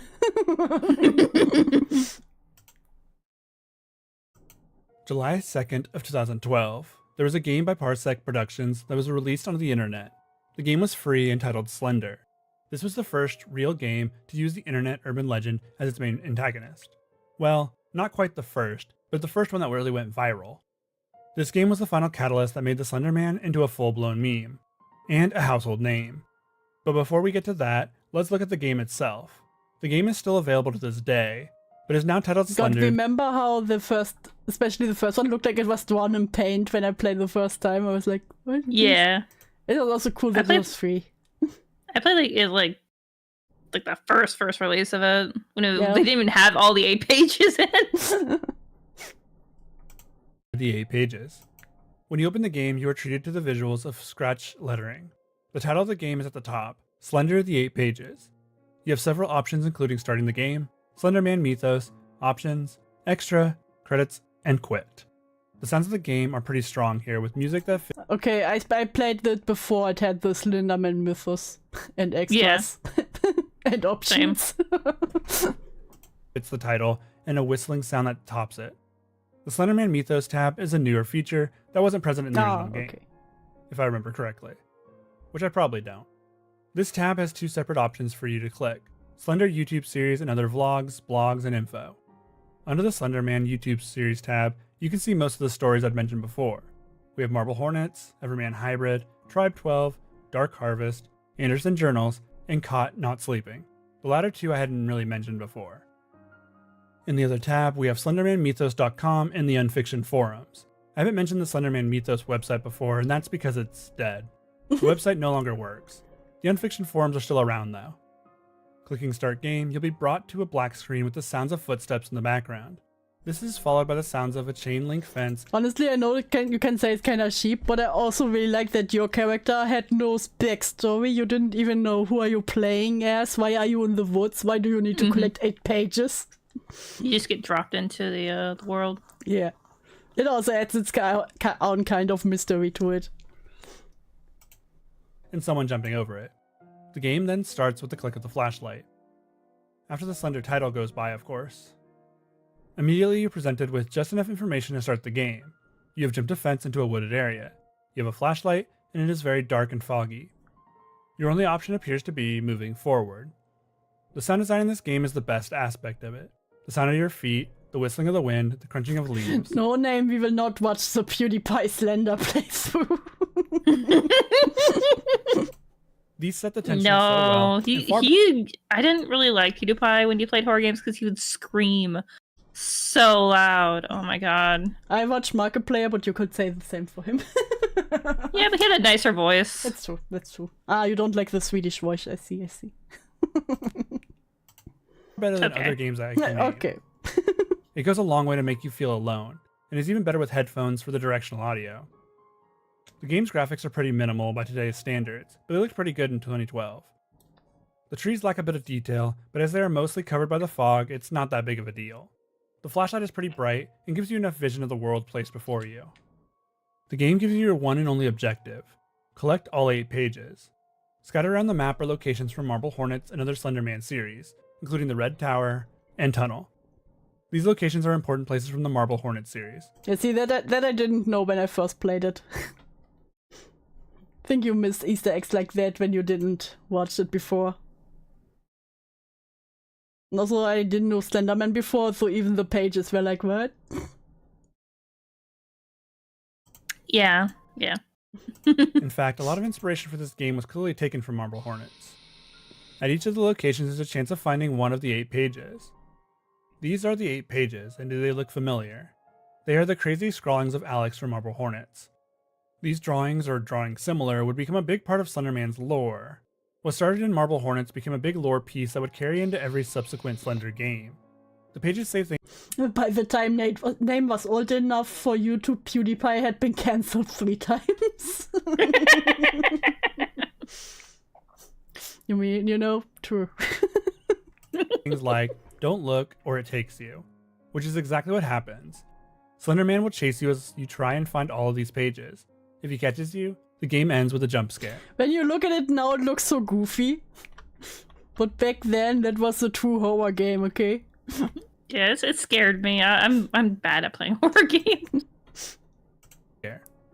The idea is to keep moving and never I'm let usually the one, my friends, I have a good friend I knew for like 10 years now, and they could never play horror games or watch horror films, but they are very interested in them. So whenever they have a new game or want to watch a horror film, they call me over. Which also gave me the idea to cover horror, because I always just laugh at jump scares and everything, and that's what somehow makes them more comfortable with it. You know, my fiance isn't affected by horror, but a lot of times he'll like mess with me for watching something that's horror related to scare me. It always looked goofy. Sage. We were 18. Shut up, Saint. Don't judge me. let him catch up to you. Looking at him will also lead to him taking you.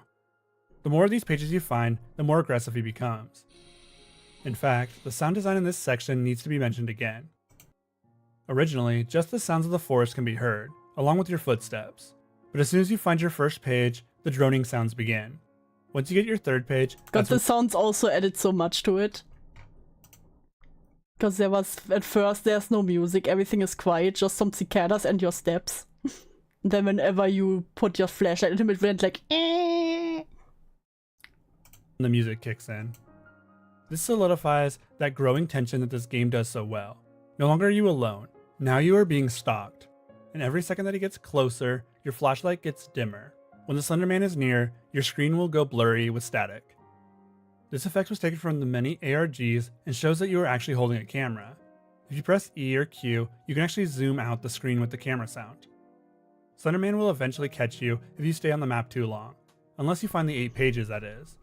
The Slenderman model isn't scary, especially since it doesn't even have a moving animation or anything, but the total package of the sounds, visuals, and building anticipation make it still one of the best arcadey horror games that you can play. To say this game was popular upon release would be an understatement. The game was released. I do not spend hours in VC just lore dumping drama. Stop lying, Saint. Stop lying. And 2 days later, the website's servers went down due to the traffic. It was a viral game like no other. The game was popular, but what was more popular was the rising trend in 2012. Let's Play YouTubers were just starting to become the mainstream video format. With this game, so many careers were started. Markiplier, Jacksepticeye, and PewDiePie were all channels that engaged with Slender games. There you go, Saint. They were so young. While they had some decent viewership, God, it's so weird to see them so young again. Look at baby Markiplier. before Slender, the game propelled all 3 of them into the top of YouTube's recommendation page. Of the 3, PewDiePie was the first to play it on July 1st of 2012. He did a face cam reaction, or overreaction some would call it, instantly becoming a classic video in the YouTube sphere. He died almost instantly upon loading into the game. This reaction to scary moments in games became a popular trend in Slender games. Every Let's Play channel is trying their hand at the overreaction to the jump scare. Some actually pulled it off in a comedic. I always hated the overreactions though. Yeah. So I kind of like when people chilled out. Yeah, it was so nice when they finally chilled down, or you found a channel with someone who didn't like, but just someone who just played it, maybe flinched or let out a yelp when this jump scare came. Look, I was playing Repo with some people in the Discord, and the yelling was not me playing it up as me being scared and not wanting to die. Sure. way, while others hammed it up a bit too much. Either way, this was the rise of the Slenderman mythos, and the Slenderman fan games. There were a few Slender games that hit the internet around this time, each trying to get a piece of that Slender clout. To name that a few, sweet gender, why do I say gender? Slender clout. Hello, Balana! Hi, Balana. Welcome to Slenderman. there was Slender Sanatorium, Slender Elementary, Haunt the Real Slender Game, and Slender the 9 Pages. All of these used the same formula of dropping you in a location and having you find a certain number of a certain Did you mean thing. the 8 pages, or was one called the 9 This is the formula pages? that would take over 8 pages, definitely. He messed it. Oh no! No. the You got whole error, genre buddy. and kind of made Found ya! You made a simple single mistake. Ha! Invalidated. it stale over time. Gender cloud, just like me, for real. Listen, Saint, you're my most beloved non-binary male presenting he him bisexual, female-focused. Tinder man. I won't be looking through these games individually, but if you want me to, I could cover them all in a video. Even with all of these games, there was really only one true sequel to the 8 pages. A game that was literally the sequel to the 8 pages. Hello, Shadow and Witch. Oh, for the love of gods, what's going on here? It is Slenderman Revenge. Slender. Oh, you're right. It is in 9 pages. I'm a dum-dum. I never knew about that one. Okay, my bad. You got so smart as over it, and now you're figuring out, oh no, I was wrong. No. No. Slender the Arrival released on March. Yes, I'm just saying words as always. oh, you joined when I was saying, I was describing Saint. Listen, this is Saint's identity. Please do not make fun of it, okay? He's very sensitive. 26th of 2013. It would be released on Steam in October with a brand new ending and extended prologue. The game had Eric Knudsen as a producer, the man who created Slenderman. It also had Parsec Productions as developers along with Blue Owl Studios. The game is a girl named Lauren showing up at her friend Kate's house, but finding that she is missing. The game already looks leagues better than the 8 pages, with a lot better graphic fidelity and a better Slenderman model. The sounds and audio design is on par with that original game as well. Lauren starts to search Kate's house as the sun goes down. She finds a flashlight and makes her way into her friend's room. The walls are covered in carvings and drawings. You know, when you just visit your friend and suddenly you see the Antichrist scribbles at the wall? You just go into the room. Can you see it? You just, hello, where are you? Oh. You know what, I come back later. They are pointing towards a radio tower as the only way to safety. There's something else though. Drawings of a tall dark figure are everywhere. It's the Slenderman. With a scream from the woods, Oh, Lauren she's is an artist. off on a search for her friend. Slender the Arrival is a more polished version of the 8 pages. I love that none of the horror main character ever thought, you know what? Fuck it, I'm going back to my car. Fuck you. So, screw you guys. I'm going home. Nah, I go into the dark woods looking for my friend. Like, fuck you. Comes down to it, all they added to the game was more things to do or interact with, such as these generators. More or less, it is following the same footsteps as a lot of the other Slender games did. Does Slendy take commissions? Yes, $10. There's also a story here that feels well told enough. He came for me. Why didn't I listen? He was right. He said this would happen. Help me. Need CR? He knows how to end this. Come find me. Don't let him in. Yeah, if I see that, if I see my friend, some friend of mine scribbled all this bullshit, I'm going home. I'm calling the police. You say, wellness check. Yeah, I think my good friend lost their mind, you know. Can you check on them? I was there a moment ago. Didn't look so good. The most interesting part of the game, though, is the new enemy type that chases Lauren. Slender is a proxy known as the Chaser, who can be stunned with the flashlight. The Chaser adds a new layer of horror to the game, but doesn't really change it all that much. The game was well received. The only reason why I subscribed here was to get you over 100 sub. Yes, I know, you just did it out of spite. Shame upon ye! Upon release. It had a larger number of players than was expected, most likely due to all the horror content creators that played it, with each of their individual audiences adding to the popularity of the game. With all of that, I think we need to take stock of everything that combined to push Slender into the mainstream. The original lore and art from Something Awful that started the whole thing. The Marble Hornets and other ARGs that pushed it to a wider audience.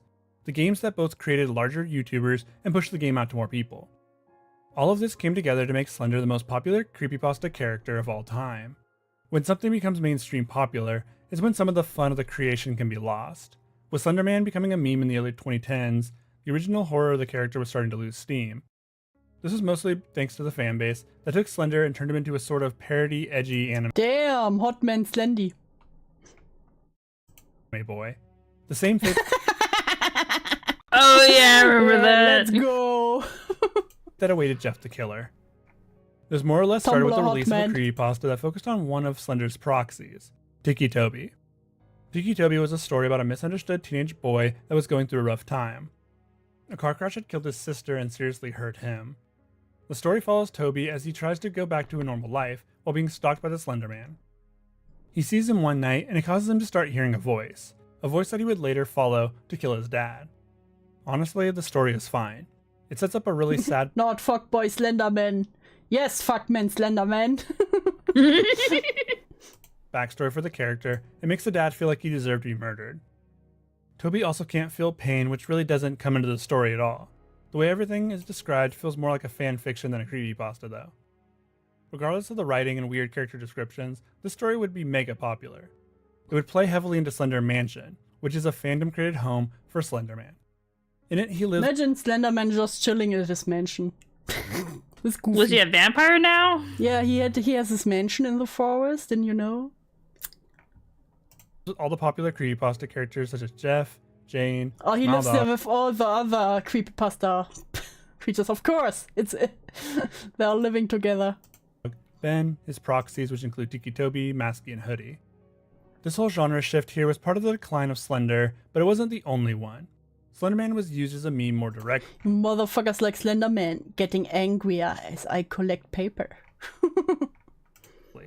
He was used in a meme format known as demotivators, where he would Slenderman, he's coming for you.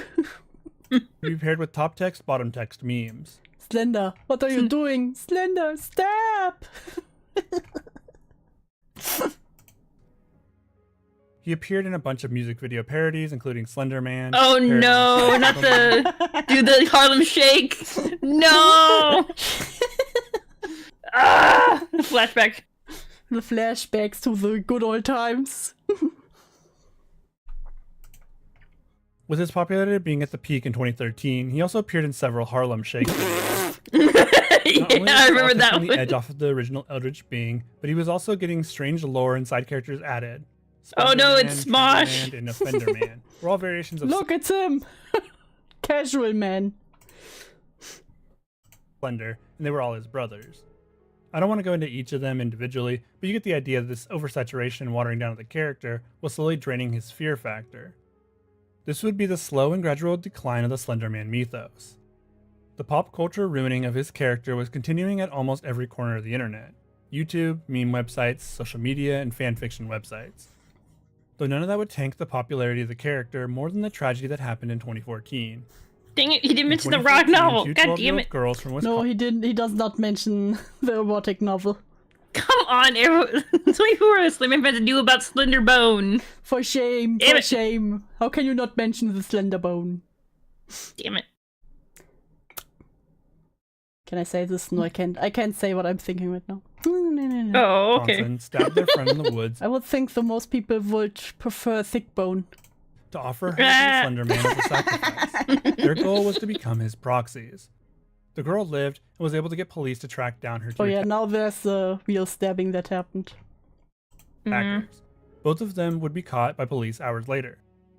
They were trying to escape to Nicollet National Forest to be with the Slenderman. They believed his home was hidden in those woods. Both girls would be found not guilty by mental disease or defect. They both received heavy sentences of 25 Would you consider doing a look through of how horror gets aped by YouTubers and driven to not being scary, like Slenderman, Goofy, or Neighbor Game, Bendy Basics? Yeah, that sounds like a good idea. We can definitely do that someday.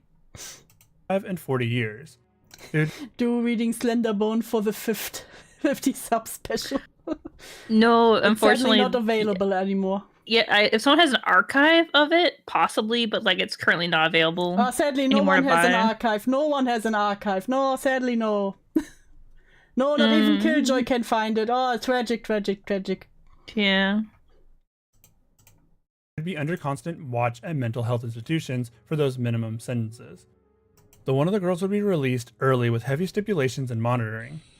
This was a tragedy that befell a small town, but also brought scrutiny on the character of Slenderman and creepypastas as a whole.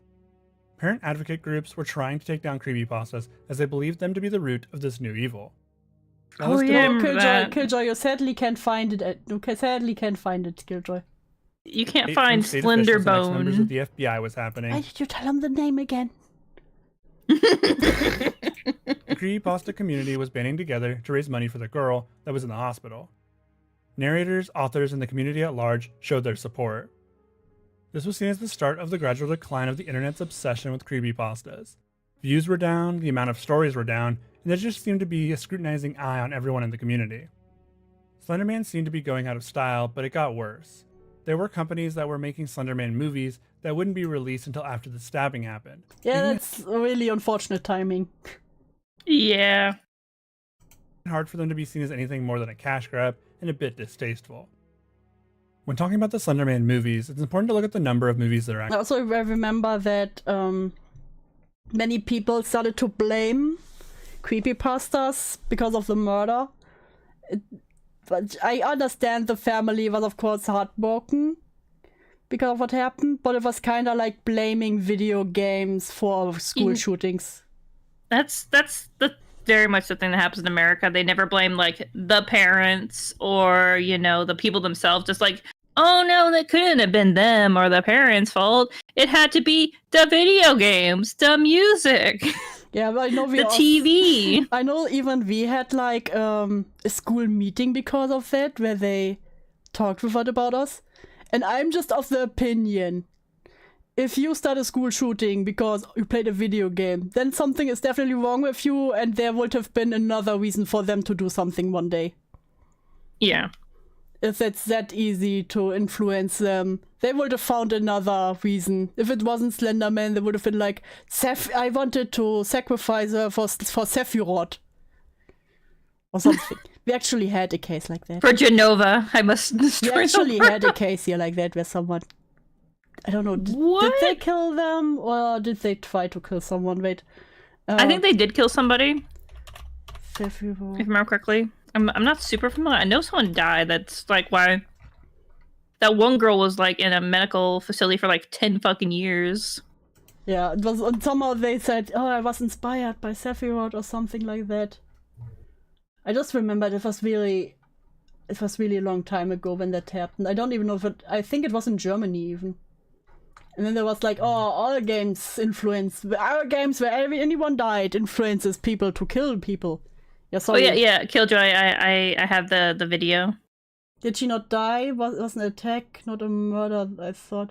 I don't remember. It's been so long ago. Like we had it in the Bravo, which is a teenage magazine. So it definitely has been some time. Actually are. On IMDb, there are over 30 movies listed as Slenderman movies. There's a Slender from 2016, Flay from 2019, The Slenderman from 2017. Always Watching, a Marble Hornets case story, and the official Slenderman movie from Sony. For the sake of brevity, I won't be discussing all of these other films. I'll just be talking about Always Watching and Slenderman. Okay. It was attempted murder for a 2014 attack she carried out with her friend Nisa Weir after 7 years. Okay, so it was attempted murder. Okay. My bad. Okay, at least no one died. Yeah. Starting with Always Watching, a Marble Hornets story. I remember this movie. It was like kind of inspired by Marble Hornets, but also had very little to do with Marble Hornets. I don't remember it. That's my problem. I don't remember this one at all. You shouldn't have looked. Community that this movie was not really worth watching. It had bad acting. No, we didn't talk about Slenderman Girl. We talked about Sephiroth Girl. And barely connected to the Marble Hornets series at all. In my due diligence, though, I decided that I'd have to at least see the film if I was going to make a decision about it. Weirdly enough, though, I kind of liked the movie. The whole movie is shot in the found footage style that was reminiscent of the Blair Witch or the Marble Hornets web series. The three characters, Milo, Sarah, and Charlie... No, not the Final Fantasy house, like I said, it was some very old thing. All have their encounters with the operator... I will have to look it up later, maybe. ...who appears to be stalking them after they discover some old tapes. The movie's plot isn't too bad, a little hammy from time to time though. The look of the operator isn't bad, and the way he appears in the background of certain shots is on par with the web series. There's even a few shots I think work better than the web series, but those are few and far between. The main character Milo is a cameraman for his local news station. His coworker is an on-screen reporter who has a crush on. Her name is Sarah. Of course her name is Sarah. The final character is Charlie, who works at the news station too, but I'm not entirely sure what he does. The characters aren't that important, really. The plot really starts when the group stumbles upon some tapes while doing a story on foreclosed homes. They found that the family that lived there disappeared without a trace, leaving almost everything behind, including the tapes. Milo and Sarah start watching the tapes and find there's a tall man in a suit suspiciously hiding in the background. The more they look into Where it, is he? the more they start to see him moving towards the camera. The tape ends with them leaving their house one night when they discover they all have the mark. I found the Final Fantasy stabbing. Yeah, 2007. Okay. Yeah, that comes. That fits. Could be. Like I said, I read it in a teenage magazine, so did they use a giant swords? No, they didn't. Mark of the Slenderman on them. The mark is the first and almost only connection to marble hornets. The symbol of the circle with an X through it has become something very familiar in the Slenderman community. This symbol can also be seen on the walls of a few of the camera shots, along with drawings of the Slenderman himself. Of course, once you start investigating the Slenderman, he starts to investigate back. He starts to stalk the three, and even leaves his own mark. Yeah, we call it Killerspiele. The killer games. God. 2007, I was 5. Thanks, name. Oh, thank you, Killjoy. Killjoy found it. Fuck! Fuck! Yay, thanks, Killjoy. Thanks. Appreciate it. On them while they're sleeping. This mark is something that was only in the movies and something I honestly like. There's also an addition that the entity can only be seen on camera, which I also don't hate as a concept. Thanks, Ash. You Appreciate gotta give people it. what they. You gotta give the people what they want. I guess this. I mean, there is a video that just like tells it if you don't want to read it yourself. No, I will read it. I will make it a stage talk. Oh, nice. So if you're not in the Discord, if someone can post the Discord link, join the Oblog Discord, where I will see when I will read the Slenderbone story. Even if these two editions were interesting concepts, they would never make it into the online mythos of the character. There's a few more scenes in the movie that I believe aren't half bad, but overall the ending was kind of abrupt and uninteresting. It's a fun horror movie to watch with friends, but don't go in expecting the level of storytelling. Me telling him that he couldn't find it was me subtly telling him to not even look. God damn it. that we got with Marble Hornet. You challenged It's him. just a fine Slender movie. The movie wasn't well received at all. It got pretty negative reviews across the board, mostly from fans of the original web series. The movie was also seen as slightly distasteful due to only releasing a year after the stabbing. Regardless, it was just another nail in the coffin of Slender. Now, let's talk about the 2018 Slenderman movie from Sony. Yes! My favorite movie. Actually went and saw this one in theaters, being a massive creepypasta and Slenderman fan since the beginning. The movie rights were purchased by Sony, and this is what we got. It's a movie that I've seen only twice. It's so crazy that even Sony did it. You would Yeah. think something from a big studio would have, something good at it. Once in theaters, and once again for this video. I had to solidify a few opinions I had on it before actually putting them into words. The movie is about a group of girls that accidentally summon the Slender Man to stalk them. It all starts in a town in Massachusetts. Why is it always the East Coast? The girls are at a slumber party talking about all sorts of things until they decide to watch some creepy video online. The video is supposed to summon the Slender Man, a character the boys at their school were discussing earlier that day. They don't believe it will do anything and watch it anyways. Summoning Slenderman through a video. Yep. Like the ring. Very interesting, very interesting. The following week, one of We the will girls talk more about the movie. I have another video that only talks about the movie because I love the movie. That's so bad. goes missing while on a field trip to a cemetery next to a forest. She sees a tall visage among the trees. This is the first sight of Slender Man, and I actually like this scene a lot. It really invokes the feeling I had looking at those first few edits from Something Awful. Plus there's almost always something creepy about seeing something that can blend into the trees. The characters are all eventually taken by the entity, as the only way to stop him is to offer Why does he look so funny in this picture? Blah, blah. He's like, hey guys, how you doing? He's just swaggering out there. yourself up to him. The ending leaves a Do lot you to have an extreme idea? Summoning Slenderman. Listen, I invite them all the time and no one comes over to party. be desired, and aside from a few shots, was a rather mediocre film. I remember enjoying the film the first time I saw it. As I was really into I do not trust your movie taste then. the Slender mythos and seeing what could be done with the character. Too bad the directors and writers didn't care nearly as much. They took a creative character and boiled him down to a normal horror movie villain. The most interesting concept to come from Yes, this I watched Sayako versus Sadako movie. Did you see that movie, Ash? I have not seen that movie just because, fuck. I don't think I had the chance to. I knew about it, but I never had a chance If to. you can, you should them merch in the end. Oh. You know that they do the Dragon Ball fusion. I really like the original Japanese, the Grudge. Yeah, the Grudge and Ringu are really good in the Japanese original. I'm trying to remember. It's been so fucking long. I would have to. I like the at least the first American Ring. I do like the Japanese one as well. It's been so long since I watched them, so I'm trying to rack my memory. The Slenderman movie was me and my wife's first date.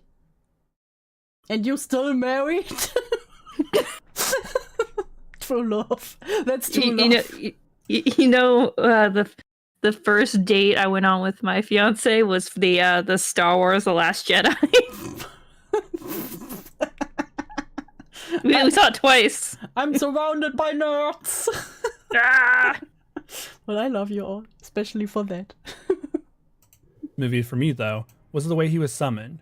The creepy online video that summoned him was the closest aspect to an interesting new piece of mythos that we've gotten in years. That's not interesting, that's stupid. It should have been more of a factor in the film, and the use of cameras in general was completely lacking here as well. Though the film did incorporate a Slender's sickness in a way, but it just wasn't close enough to the original lore. The film was panned by critics and casual audiences alike. It also didn't really do well in theaters domestically or abroad. It was called in bad taste by the father of the girl Lies and slander, I would never be a nerd. Shush. Name, shush. who survived the Slender stabbing, and he urged theaters not to show it.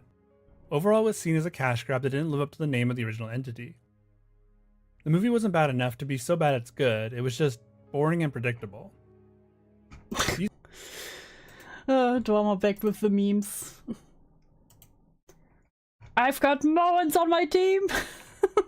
No, I need that with nerds. I have nerds on my team! These movies would bring the Slender mythos to its lowest point. With all this bad press, the community was seen as a joke for even liking the character. What started as a concept for a Lovecraftian creature that drove those around it to insanity, a being that no one knew what it was capable of, was now turned into a B-horror movie monster with no personality. The creepypasta community you say about as a whole vampires, would but see a people still like vampires. Yeah. I feel like he's like opining too much on like. It's like I like Slenderman like personally when like Marvel Horror was coming out. I'm fine with people meeting me on it. Yeah. Doesn't bother me. Yeah, like I said, I think there are people like who are really into it will always have a special place for it in their heart, just like vampire lovers, no matter what shit movies comes out. But this is a movie really got the fandom enraged, let's say, with how boring it was. Yeah, I remember. I didn't go see it because I was like, oh, it's probably dog shit, and I was right. I want you. And also I think it makes it just harder for new people to get into it, because when the first thing is, oh, I heard about this Slenderman alert. So let's look at the big movie it had. Oh, that shit. following this, it would slowly recede back into the walls of the internet. This isn't the end of the story, though. Not for the is hilarious. community and not for the Slender Man. There was a revival that started back in 2020. New stories, new characters, new horror. The community seemed to be coming back to life, with new authors putting out well-written stories and the internet churning out horror concepts not yet fully explored. The narrators and content creators were creating videos with better production value and more emphasis on the community as a whole. It was not only thanks to the writers, but also the rise of new horror mediums like analog horror becoming popular. This is essentially the newest form of creepypasta. Is there a Slenderman analog horror? Probably. I don't know. Like I didn't really keep up with like the more recent Slenderman stuff, so I have to look and see if there's like. Analog. Let me take a quick look-see. Analog horror. Bloop. Oh. Marble hornets. Oh no, it's not just talking about marble hornets. Okay. And something in Spanish. I don't know this. I don't know about the Spanish one. Emergency notice 1. Slenderman. Allora. Terror analogico. Analogico. Me no Spanish. The next stage. I'm terrible at Spanish. There's also all the writers on The first time I asked out a girl, it was to see Twilight. Wow. That's bad. Oh man, I remember seeing Twilight in the theater. Oh. And when Edward stepped out and he glittered, so many people and like women in the theater laughed. He's a disco ball. Yeah, like I have to admit, I like the books as a teenager. Okay, I like the books. And then when I saw it, I was so disappointed because in your head it looked so much better. Yeah, the thing is, I think I stopped with the 4th book. I really liked the 3rd book because it was mostly about like the other vampires like backstory, and I'm like, oh, this is really fucking cool. Yeah, and then like I imagined like they shimmer in the sun, you know, and then him just glittering like he had too much glitter powder on his body was like, oh. Just, oh. Yeah. You stretching, Stormy? I found her attractive and I was willing to fall on the Twilight Sword. I did the same thing when I saw 50 Shades of Grey. Gerald, Gerald, you need to stop. You should have just say, hey, do you want Netflix and chill and watch 365 days? Gerald, no. on No Sleep, adding their horror pieces to the internet collective. Artists like Trevor Henderson, who keeps the original Slenderman concept alive. Not only that, Twilight's author is a fucking Mormon and wrote basically furry erotica. Maybe. Listen, that's why I liked it. the iceberg video format played a big part in bringing creepypastas back, with many creators besides myself getting back in on the nostalgia of it all.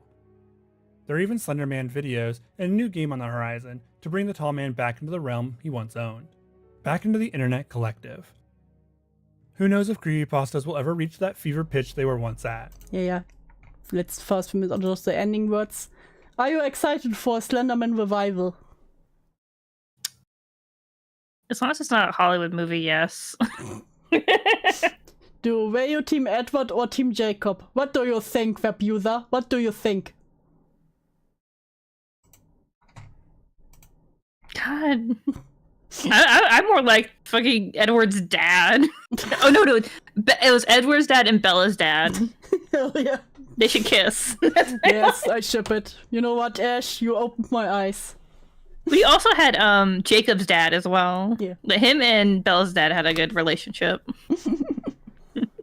You know, I almost had to explain furries to my dad today. I don't want to think of furries anymore. Then you're on the wrong channel. Oh no. No.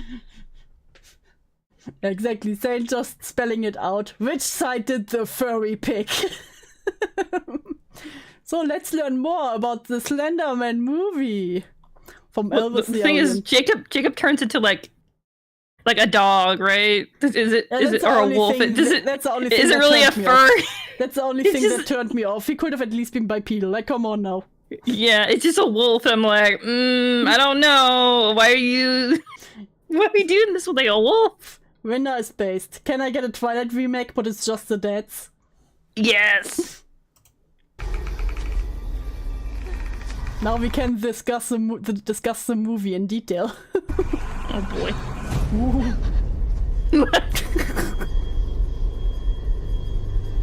That's freaking me out. What is she doing? So, is this what we're doing now? Is this what people find scary? Elvis Yes. He was the one I found the best with the movie summary. Ooh, Awesome. It's very black. You can't see much. Yes, darkness can be scary if used correctly. God, the movie had so many dark scenes where you didn't see shit. Yeah. Like every time they went to the woods, I was like, what's happening? What are they doing? Why are they screaming? In most cases, it feels like these directors are like, let's just make it as dark as possible. Throughout the video, I had to edit the brightness and contrast to make some scenes visible. Yes, exactly that.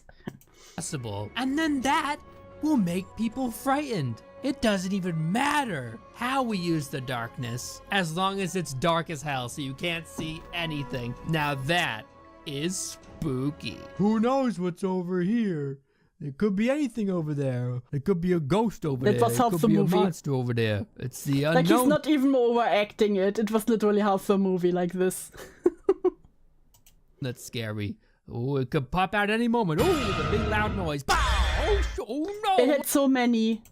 Yeah, so many jump scares. I hate jump scares. Even jump scares that didn't make sense. Like, someone walked by the girl and they made a boom sound. Yeah. And they're like, what is there? What is there? What's happening? What's that? What's that? Oh man, that's scary. Okay, I'm gonna turn the light on.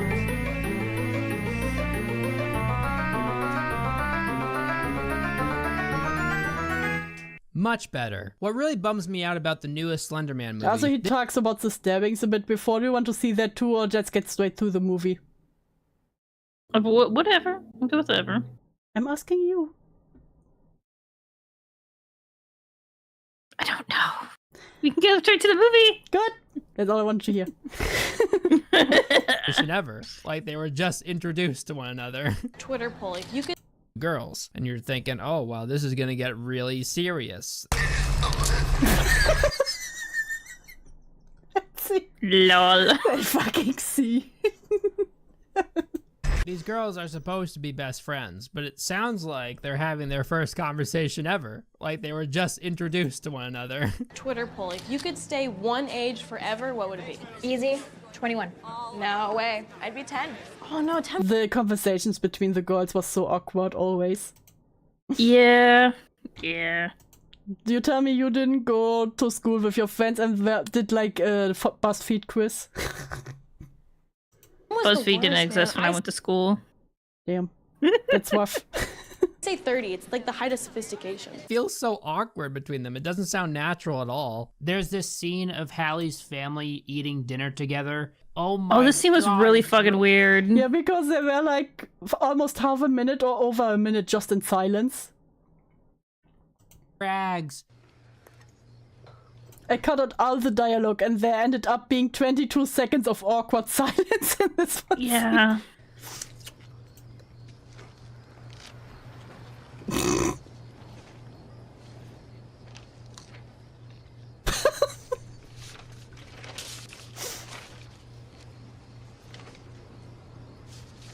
Just the disappointed looks from your parents.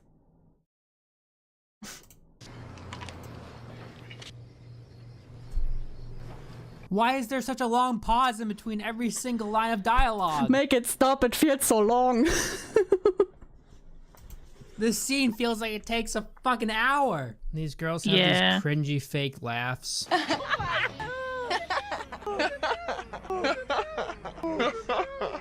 Ugh. Hey, Kyle.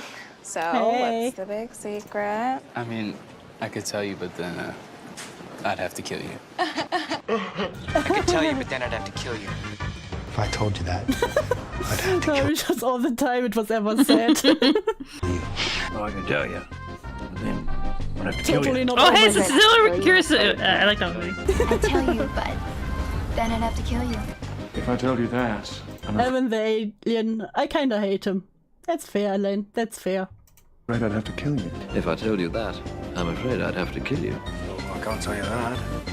Otherwise, I'd have to kill you. Well, I could tell you, but I would have to kill you. Well, I couldn't tell Oh, you. hey, that, you Mr. dancing. Tramp. But then I'd have to kill you. All the movies Tell you, but ever. I'd have to kill you. If I told you, I'd have to kill you. I could tell you Victoria's Secret, but then I'd have to kill you.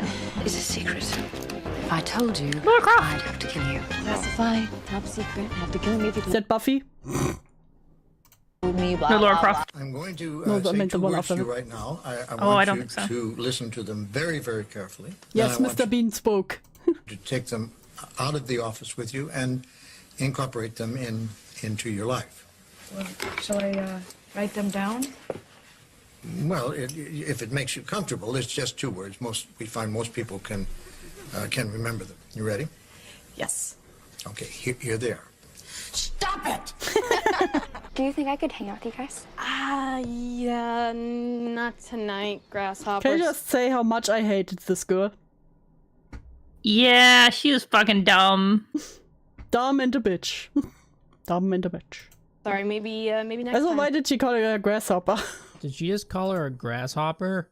You want to tell us why? She doesn't look like a young Shaolin monk to me. So then this group of girls decide to hang out in this dimly lit basement and start talking about porn. You never have girl night in the Yeah, that was that basement.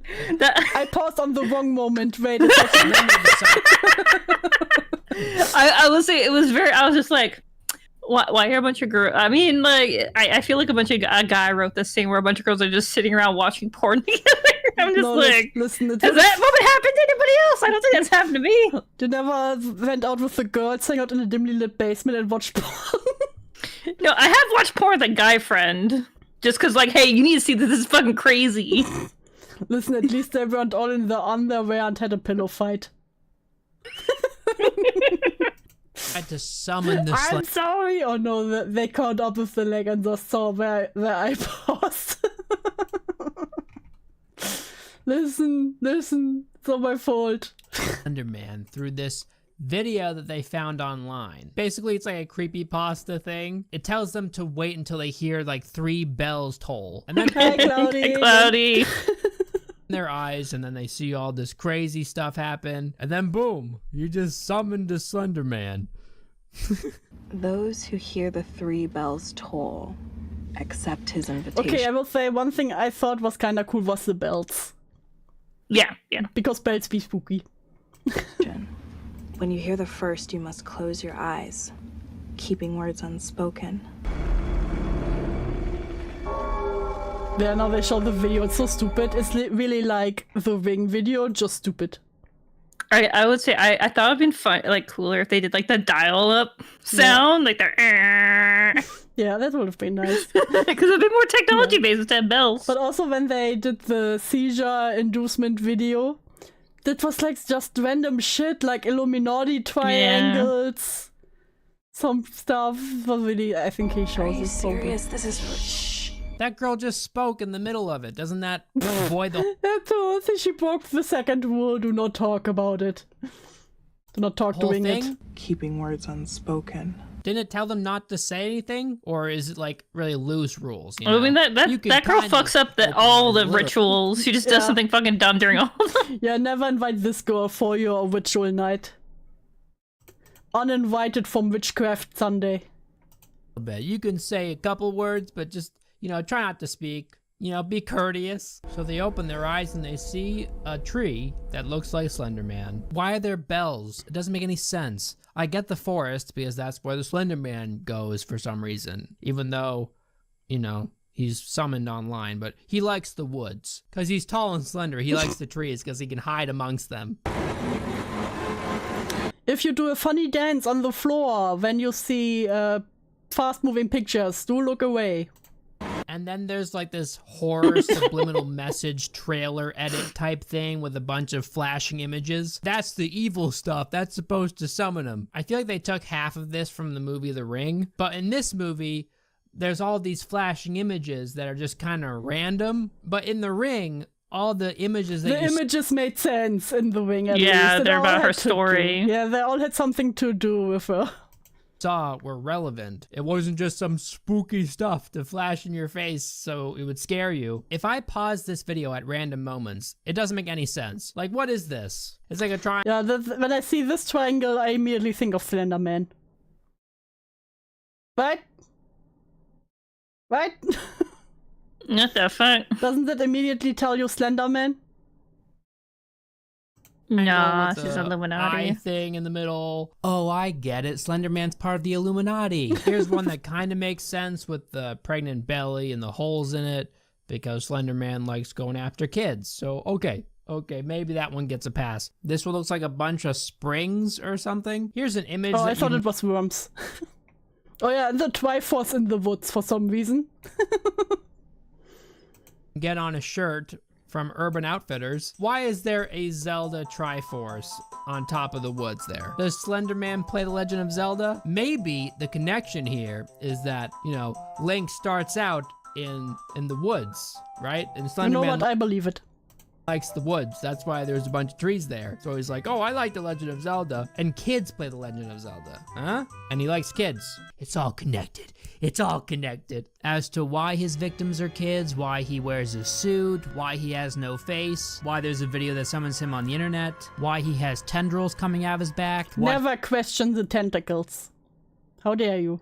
He is, who he was, what the heck is it? Just stop asking questions. None of that's important, okay? He's just a creepy monster. What do you want from me? An explanation? God! I'm not saying you can't leave anything up to the imagination, but some explanation would be nice. While his origins and motives are completely unknown, he preys upon innocent youth. Hi, I'm Jared, the subway guy. If this video is floating around... That was scarier. That was scarier than the whole movie. Ah! Jump scared by Jared. Oh my god. Oh, see, the summon video was uploaded 30 days ago. I am so sad I can't see how many views it has.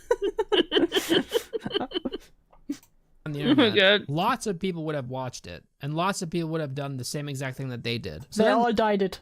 Lots of people would just go missing randomly, and lots of people would be killed. And all these people that went missing, their browser history would link back to this video. No, Slenderman is a real one. When he kills you, he deletes your browsing history. Come on now, everyone knows that.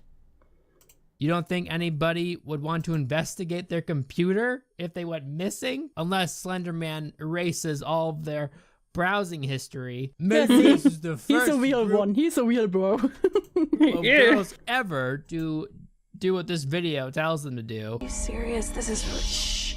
Maybe it was released just the other day. Maybe Slenderman posted it on YouTube just the other day.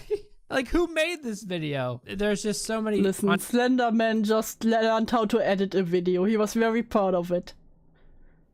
Unanswered questions. It's so dumb. Then we get our first awful CGI scene. She has this nightmare and her face gets all distorted.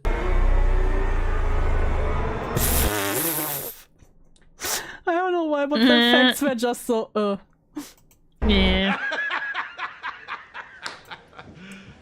You serious? And it just gets worse. Oh god, like as the movie goes on. The summoning thing is from that dog picture creepypasta, isn't it?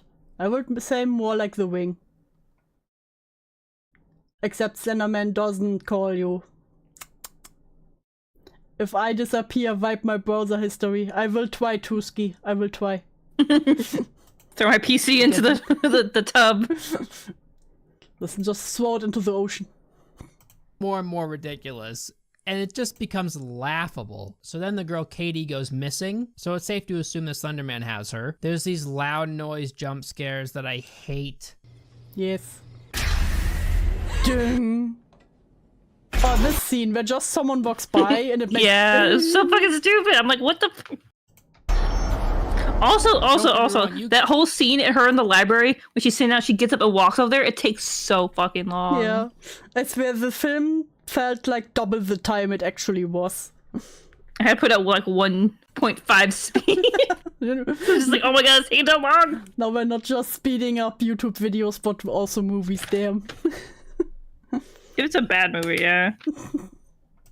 You can use loud noises as long as they make sense for the scene. As long as the loud noise is made properly and authentically. Something happens in the scene that makes the loud noise, not just... Yeah, when something crashes or something like that, then I understand the loud jump scare noise. But not just because someone walks by and the music goes dun dun dun. Fucking hate that shit. The loud... These girls had their friend disappear out of nowhere, and they're still like just walking the streets alone at night. You'd assume that they would be afraid, and you would assume that their parents wouldn't want them to do that. So then the girls find a video that Katie posted. You know, Katie got disappeared, but she had time enough to film herself and upload it somewhere. Ash, wouldn't you do the same if someone follows you? I don't know. Or do you think Slenderman uploaded it for her? Like when I saw this, it made no sense to me. I'm just like, okay, so did they record themselves and then upload it, or did Did it get uploaded to the cloud by Slenderman? Slenderman They just found it. That's just like, oh, nice, you made a video of me. Here, let me upload it before I kill you. It looks so pretty. Now you're dead. No, you did. Okay. Last wish fulfilled. Online, the night before she disappeared, and in the video, it sounds like she was just about to get attacked by Slenderman. So does that mean that in the middle of getting attacked by Slenderman, she stopped the video and found a way to upload it to the website before he attacked her? So then there's this scene of Katie's dad showing up at Hallie's Yeah, this is house, fucking weird. Yeah, why did the dad come to her house and be like, you have my daughter? Like, the thing that doesn't make sense to me is that, like, okay, they watched the video, and then it's the next day Katie goes missing, and for some reason she's into the occult. Mm. Like, I don't get it. It's like one day she just started like schizo posting online and just started doing shit. Like, what? Don't question it. No, she did just girly things. Possessed and crazy. Did he not think to call first before entering her house? Why did he lose his mind? Was it Slenderman? And then he attacks Hallie like an insane person. Does he think Hallie has her kidnapped in her basement or something? Why would it ever cross his mind to go to Hallie's house and attack her in order to get Katie back? Like, what? So Ren talks to this random person on the internet. Yes, I trust this random person. She is missing. Yeah, I don't get why they were trusting this like Alley Cat 93. Like, what? This is already a username I wouldn't trust. Yeah, it's just like, why wouldn't you, like, why isn't there a creepier like fucking like username if it's gonna be, oh, I know about Slenderman. You know, I know about Slenderman. I know how you get her back. I trust you, random person without a profile picture. That tells her that she has to give something to Slenderman in order to get her friend back. So they trust this random person. So they all go out into the forest in the middle of the night. It's pitch black, and they think by bringing some random trash that they think is valuable. That was so stupid. Oh, that means we have to do a ritual where we all sacrifice something that's important to us. Why would you believe that? To them and giving it to Slenderman, like sacrificing it in his name, will please him. And in doing so, he'll just give back Katie. Yes. I made this in pottery class. And you bring your shitty cup you made in pottery class. I'm sure he wants your pottery. Like when this scene happened, I'm like, he wants you to give them like literally a person you love, not objects that you love. Listen, the instructions weren't very clear, okay? He doesn't want your shitty pottery. A picture of me and my dad. My grandma made this when Lizzie was born. Why the fuck would Slenderman be interested in a random picture of you, your pottery, a random thing that your grandma I mean, like, if they were like together? children, it would make sense. Yeah. But they're high schoolers. Yes. Like, bruh. What? How is this making any sense? You think he's just sitting behind a tree somewhere like, oh yeah, break that pottery, baby. Yes.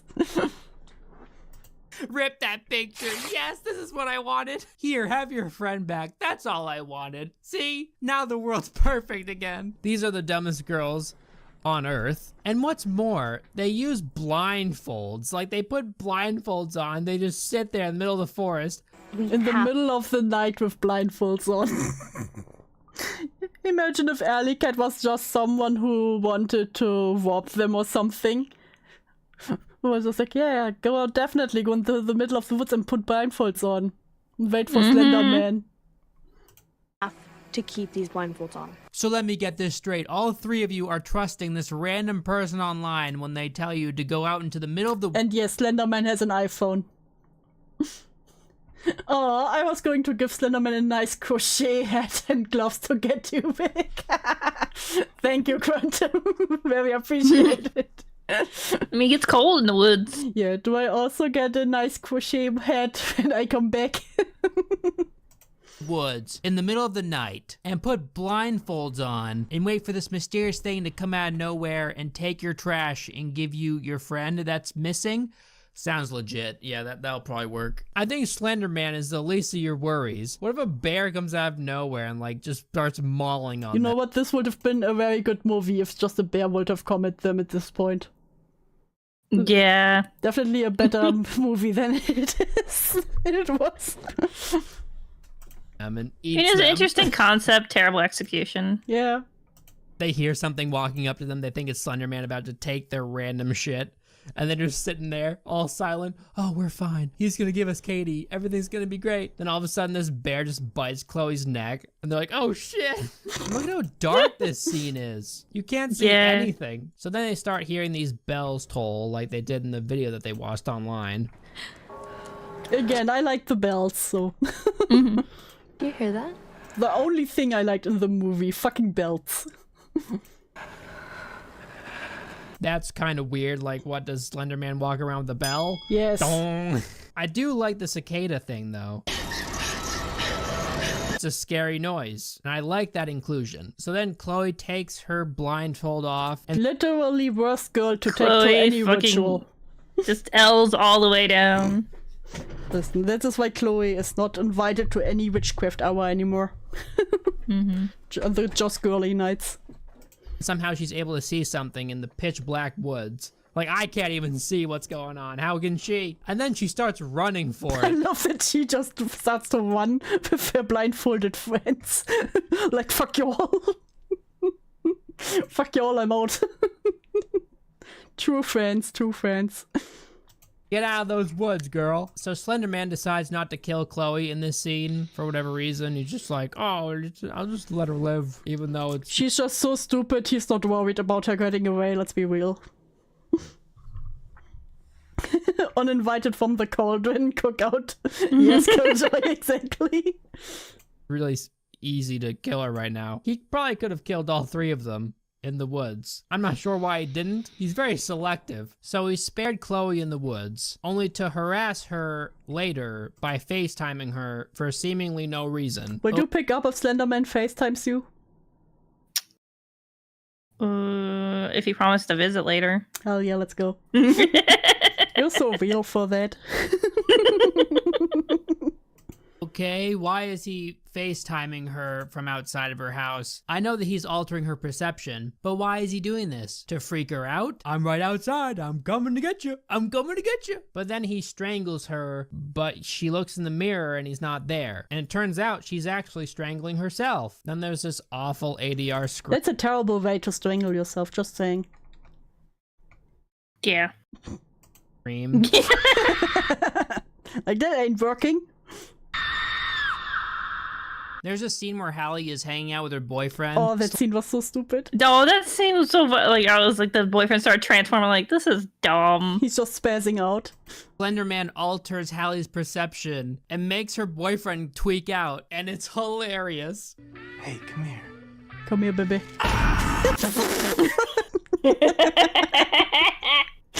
I just like the background is just like. Editing is my passion. Oh my god. I couldn't stop laughing during that scene.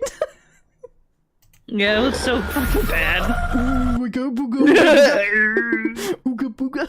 Gorilla mode. Could you just like rip his face off or something interesting? Don't make him do sleep faces. It looks dumb. It really looked like he just made stupid faces while they whopping the background. Good.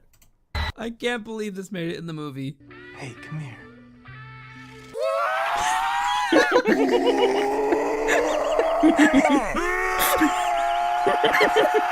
So Hallie sees Slenderman in the...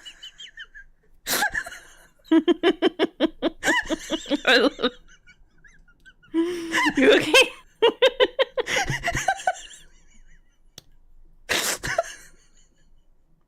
I'm fine. Take your time. Noises like that would have made it so much better. Yeah.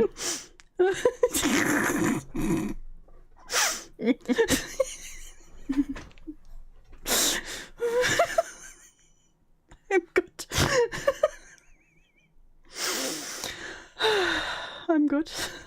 good.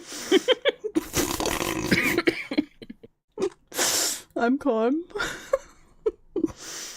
The distance. And he has these really awful CGI tentacles. Then there's At least give me the good CGI tentacles, come on now. this scene in the library and the teacher walks out and there's a loud sound. Oh, it's such an awful jump scare. It makes me want to pull my eyes out. When these happen, literally, there was nothing scary at this moment. They're just like, oh, yeah, it's like you will like it's like the cat jump scare where the cat just pops out and like, it's like just like a big huge boom. I'm like, dude, please stop. Please stop just doing loud noises. I don't care at all. I just get annoyed. It just tells me that the director didn't know any other way to make this scene scary other than to try and catch the viewers off guard with a loud noise. So then the lights go off in the library, but they didn't actually go off. Slenderman is just altering her perception. If this is one of his abilities, why is he using it so poorly? Why would he use it in a library when there's other people around? Wait till she's alone and then alter her Just to show they are not safe anywhere. perception. Make her walk somewhere where you can snap Like her up. Last Night in Soho, even though I wasn't a big fan of that movie, like it did pretty alright, just making the main character feel unsafe. Yeah. And same is also with the Grudge movie. Like no matter where they went, somehow the lady found her everywhere. Yeah. God, I swear, The Ring and The Grudge both managed to make me scared of black long-haired woman for so long. And the noise. Oh yeah, the original noise was so good. Like some tried to replicate the noise in newer movies, but it's just not the same. That's why I can't watch Insidious. I hate the violin constantly in the back when nothing is happening. Yeah, that's fair. The library jump scare from the lady's perspective is just racism, though. Oh no! Oh god, the black teacher walked by. Oh no! Oh no! You know what? That's my headcanon now. She's just racist.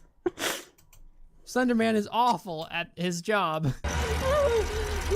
Why is she making these noises? She's ready for the Slender Bone. This is also something that drove me insane. Why was she making these noises when she was scared?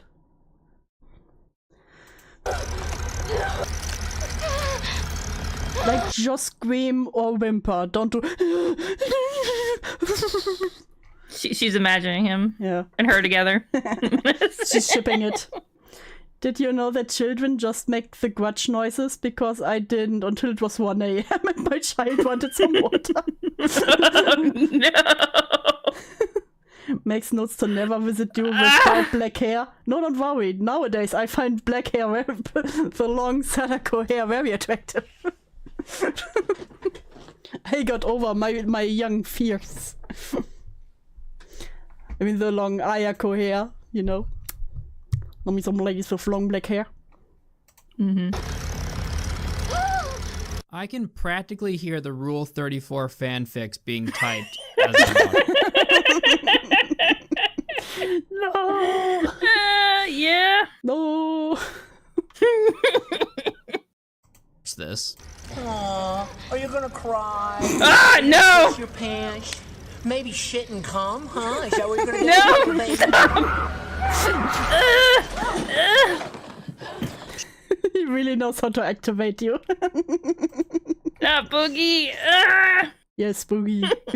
She's saved because she trips near the teacher. If it's so easy for someone to get knocked out of their illusion, I don't understand why he did it in the library. Like, what? Oh my god. Then there's an awful shot through a window. It looks terrible. One of the funniest scenes. Sadako comes out of the TV, dude. Damn, girl. Okay, fine tonight. By far is when Hallie has a nightmare near the end of the movie. She's pregnant, and then randomly these— I never understood the pregnant scene. Why was she pregnant from Slenderman? Maybe because she was about to have sex with her boyfriend? You know what? Fair. Maybe? I don't know. Maybe she got pregnant by Slenderman? Slender Baby. Next horror movie. Shoot out of her belly and break glass? It's so weird. Oh my god.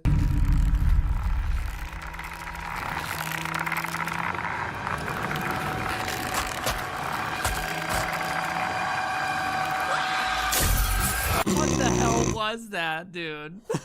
That feel when you give birth to an Ent from Lord of the Rings?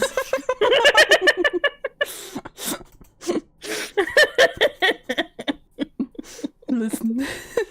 Treebeard! No! Treebeard, what have you done? We told you not to mate with the humans. She enters Ren's pitch black house and doesn't turn the light. Dude, that's what those tentacles do. You know what? Worth it. At least I die happy.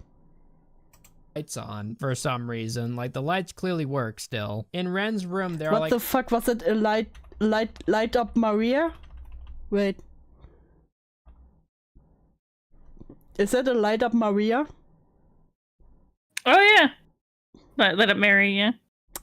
You know, just you can buy all things in America. I didn't even notice that. I want the light up Mary. Jesus. Still. In Ren's room, there are like a million drawings and articles plastered all over the wall. How is she doing all this without her parents noticing? They never go in her room? So no, those parents respect her privacy. You know, just my little wall of art. She was a true Slenderman fangirl, come on now. So Slenderman can kill these girls whenever he wants to, but he just likes toying with them and, you know, scaring them before he kills them or something. So then Hallie finds Ren about to jump out of her bedroom window. This house isn't all that tall. I think she went up like one flight of stairs. So if she did jump, she would just break her legs. I love the little addition, depending how she felt. Yeah, it's just like, he wants her to fall on her face. So it's like the meme where someone's like, I'm jumping, and they jump from a ground floor window. Oh, true, Pimenta. Oh, what? And Rutherford. Evil Dead, yes, very true. So then Slenderman FaceTimes Ren and infiltrates the house. So then Slenderman really loves to FaceTime people. These random tree branches grab Ren through the window. Even better. This was so dumb. Yeah, this was also stupid. But even better, you can find a crucified night lamp. Ooh. Crazy. I was more surprised by the size of the Maria light up stand of the Maria night light. Like that was a whole bustier. No. You know, she's the kind of teen that yells, "Don't go into my room, Mom." Yes. And pull her outside. Like the CGI is some of the worst I've seen. Yeah, it was so fucking terrible. This makes no sense. Well, there's also. Is he just a tree now? Is he just an evil tree? Yes, he controls the trees. So dumb. It wasn't even his tentacles. I could have understand if it was his tentacles, maybe. But this was just a tree. But they spare Hallie for some reason. It's not her time yet. So then Hallie goes out into the woods towards this random gate because she wants to die, apparently. Either that or she's not in control of her body. In which case, they did a really bad job portraying that. Because she runs away from in the next scene. Yes. Yeah, she's like, take me, and then she fucking runs away. I'm like, what the fuck? Yeah, because he grew his slender spider legs, and then she was like, nah, I'm not into that shit. Well, she should just like, oh yeah, just takes her clothes off, and then somebody like, wait, what? What? No. Not like that. Don't be scared. Take me. No, wait, not like that. Movie trick that's been done a billion times. When a character looks one way, nothing's there. And then they look back, and then, oh, wow, something's there now. They really stuffed every horror movie trope there is into one movie. It's kind of impressive.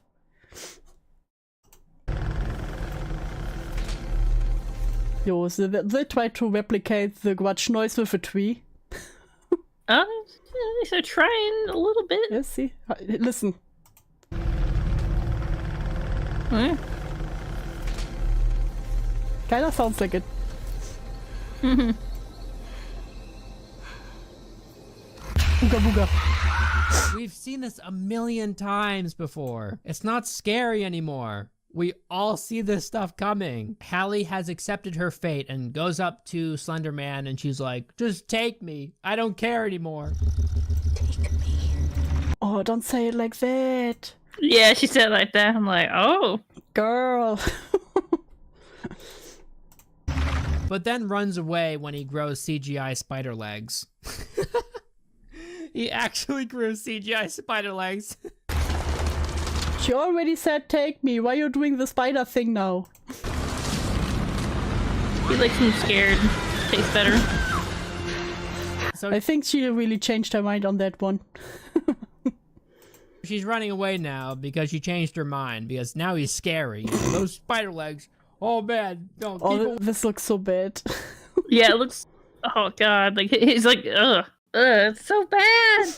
Way, bro. That's spooky. That's spooky shit. So then this. Why is he T-posing while doing the spider He's like walk? he's dancing. He's like da da da da da. Spider-Man. Spider Slender Spider-Man. Spider Slendy. Spider Slendy does whatever Spider Slendy does. He eats Hallie. I'm not joking. It just kind of like devours her. So Slenderman controls trees. I hated this part. Minds. He can grow spider legs. He's got tentacle arms. What else can he do? Can he surf? It's kind of hard to imagine that someone saw the final. Imagine seeing that surfing towards you. I would think that can be scary. Joke's on you. I'd never be surfing. Joke's on you. I'm never going on the beach. Is that a line in Slenderbone? You know what? Probably. Not Slendervore. Product of this movie. And they were like, hey, that looks good. That's great. I love it. That fucking scene. Let's release it. Do I even want to know the budget of this movie? $10 million. Big the oof, characters oof. may have been killed or lost their minds, but ironically, this movie killed Slenderman.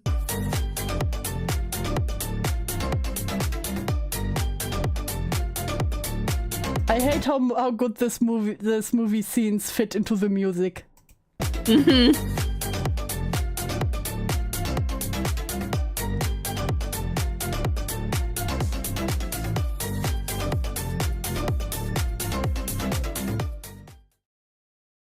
Yes, this was the Slenderman movie that was very, very good. I'm so glad you enjoyed it, Ash.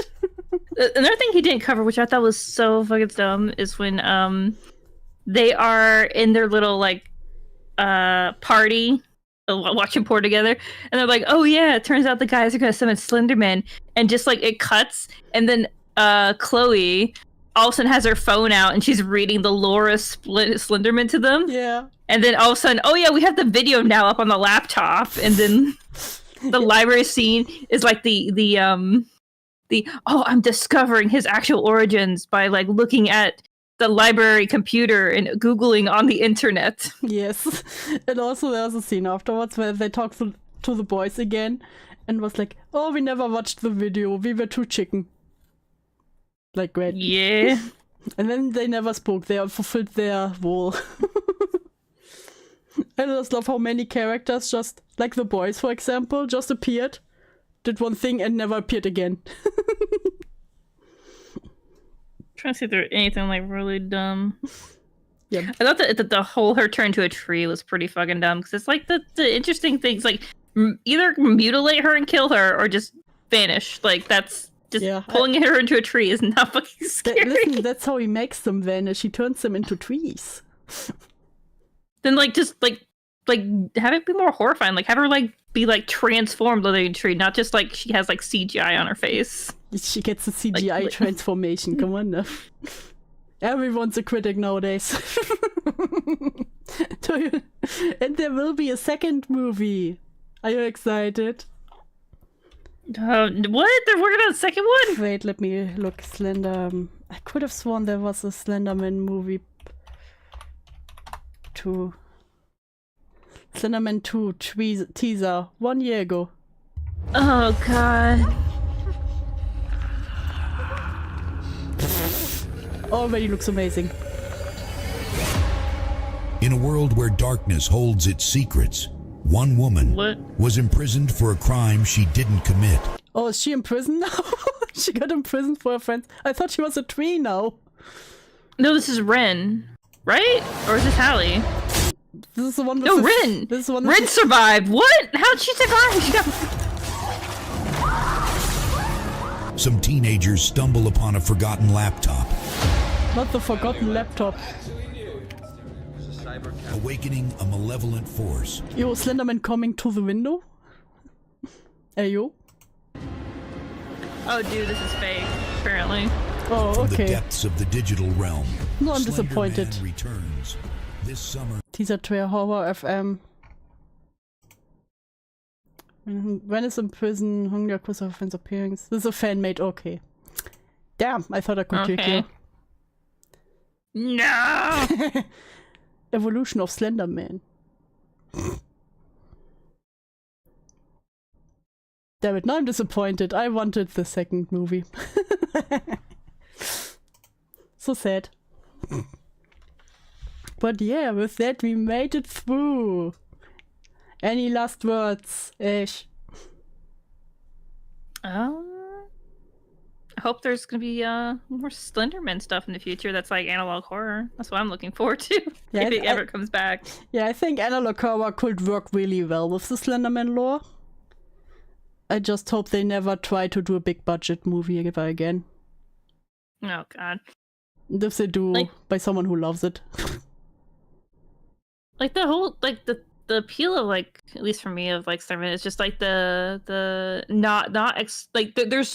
the search for answers, but you're not really given answers. You're given more questions, but it's not like unsatisfying questions. It's like there's like a little bit of a give and take there, but there isn't like a, oh, this is what he is and this is what he does and this is how to defeat him. I hated that in the film. Yeah. Even though they fucked it all up. Yeah. And no more summoning Slenderman. Let's learn about Slender's girlfriend next. You know what? Let's Is go. that a part of the lore I don't know about? Because I don't remember Slenderman having a girlfriend. Slender woman. Oh, it's a Japanese ghost. Okay. Okay, Right. let's completely different. Slender woman, draw my life. No thank you. Meet the Slender Woman Bread and Butter Halloween special comic. Yo, she got some big bazongas. Look here, some big old boinkers. Yeah,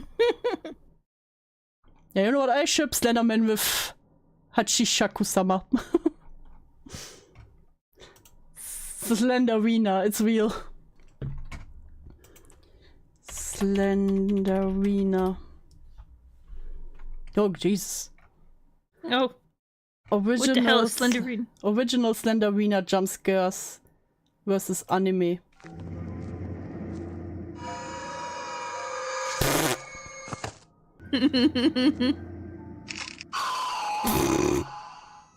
Amazing. Oh, she wears a dress, not a suit.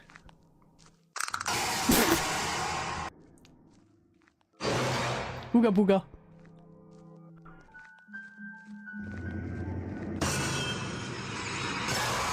What a nice girlfriend he has. What the hell is Slenderina? There's a 48-minute explanation of Slenderina. Know what? Maybe we'll check that out another time. But for today, we are done. We are done. Thank you very much for joining me, Ash. Thank you for having me on, Do. I appreciate it. Yeah, definitely check out Ash's channel. You can find it in the description. And if someone can grab it really fast and spam it in chat, that would be amazing. Check out. What will you do next on your channel, Ash? Fuck. Tomorrow I'm doing model building. And then Tuesday in the Discord, I'm going to be doing a stage talk. Sadly, next weekend I am going to be out of town, so no stream next weekend. No. Will you do more ACC in the future? Oh, I'm going through it. I'm trying. I'm like a lot of it's me pausing, asking the chat like, "Hey, chat, what's going on? Am I getting this right? Am I missing something?" Listen, that's engagement. Dude, what is happening? I don't understand what's happening. I know. One of the things So Christopher pointed out the Chinese cat wiki to me, and I may go through that. But I don't know if I'm gonna go through it next week or when I come back from my you trip. can check out. He already also got me to check it out. I promised for my 100 sub special. And hello Ryan, welcome to the end talk. Hi everyone. I've already promised for the 100 sub special, I will do a pumpkin stream where I try to with tweets bait pumpkin onto the cam. Bait pumpkin onto the stream and will go through my 10 favorite cats from the wiki.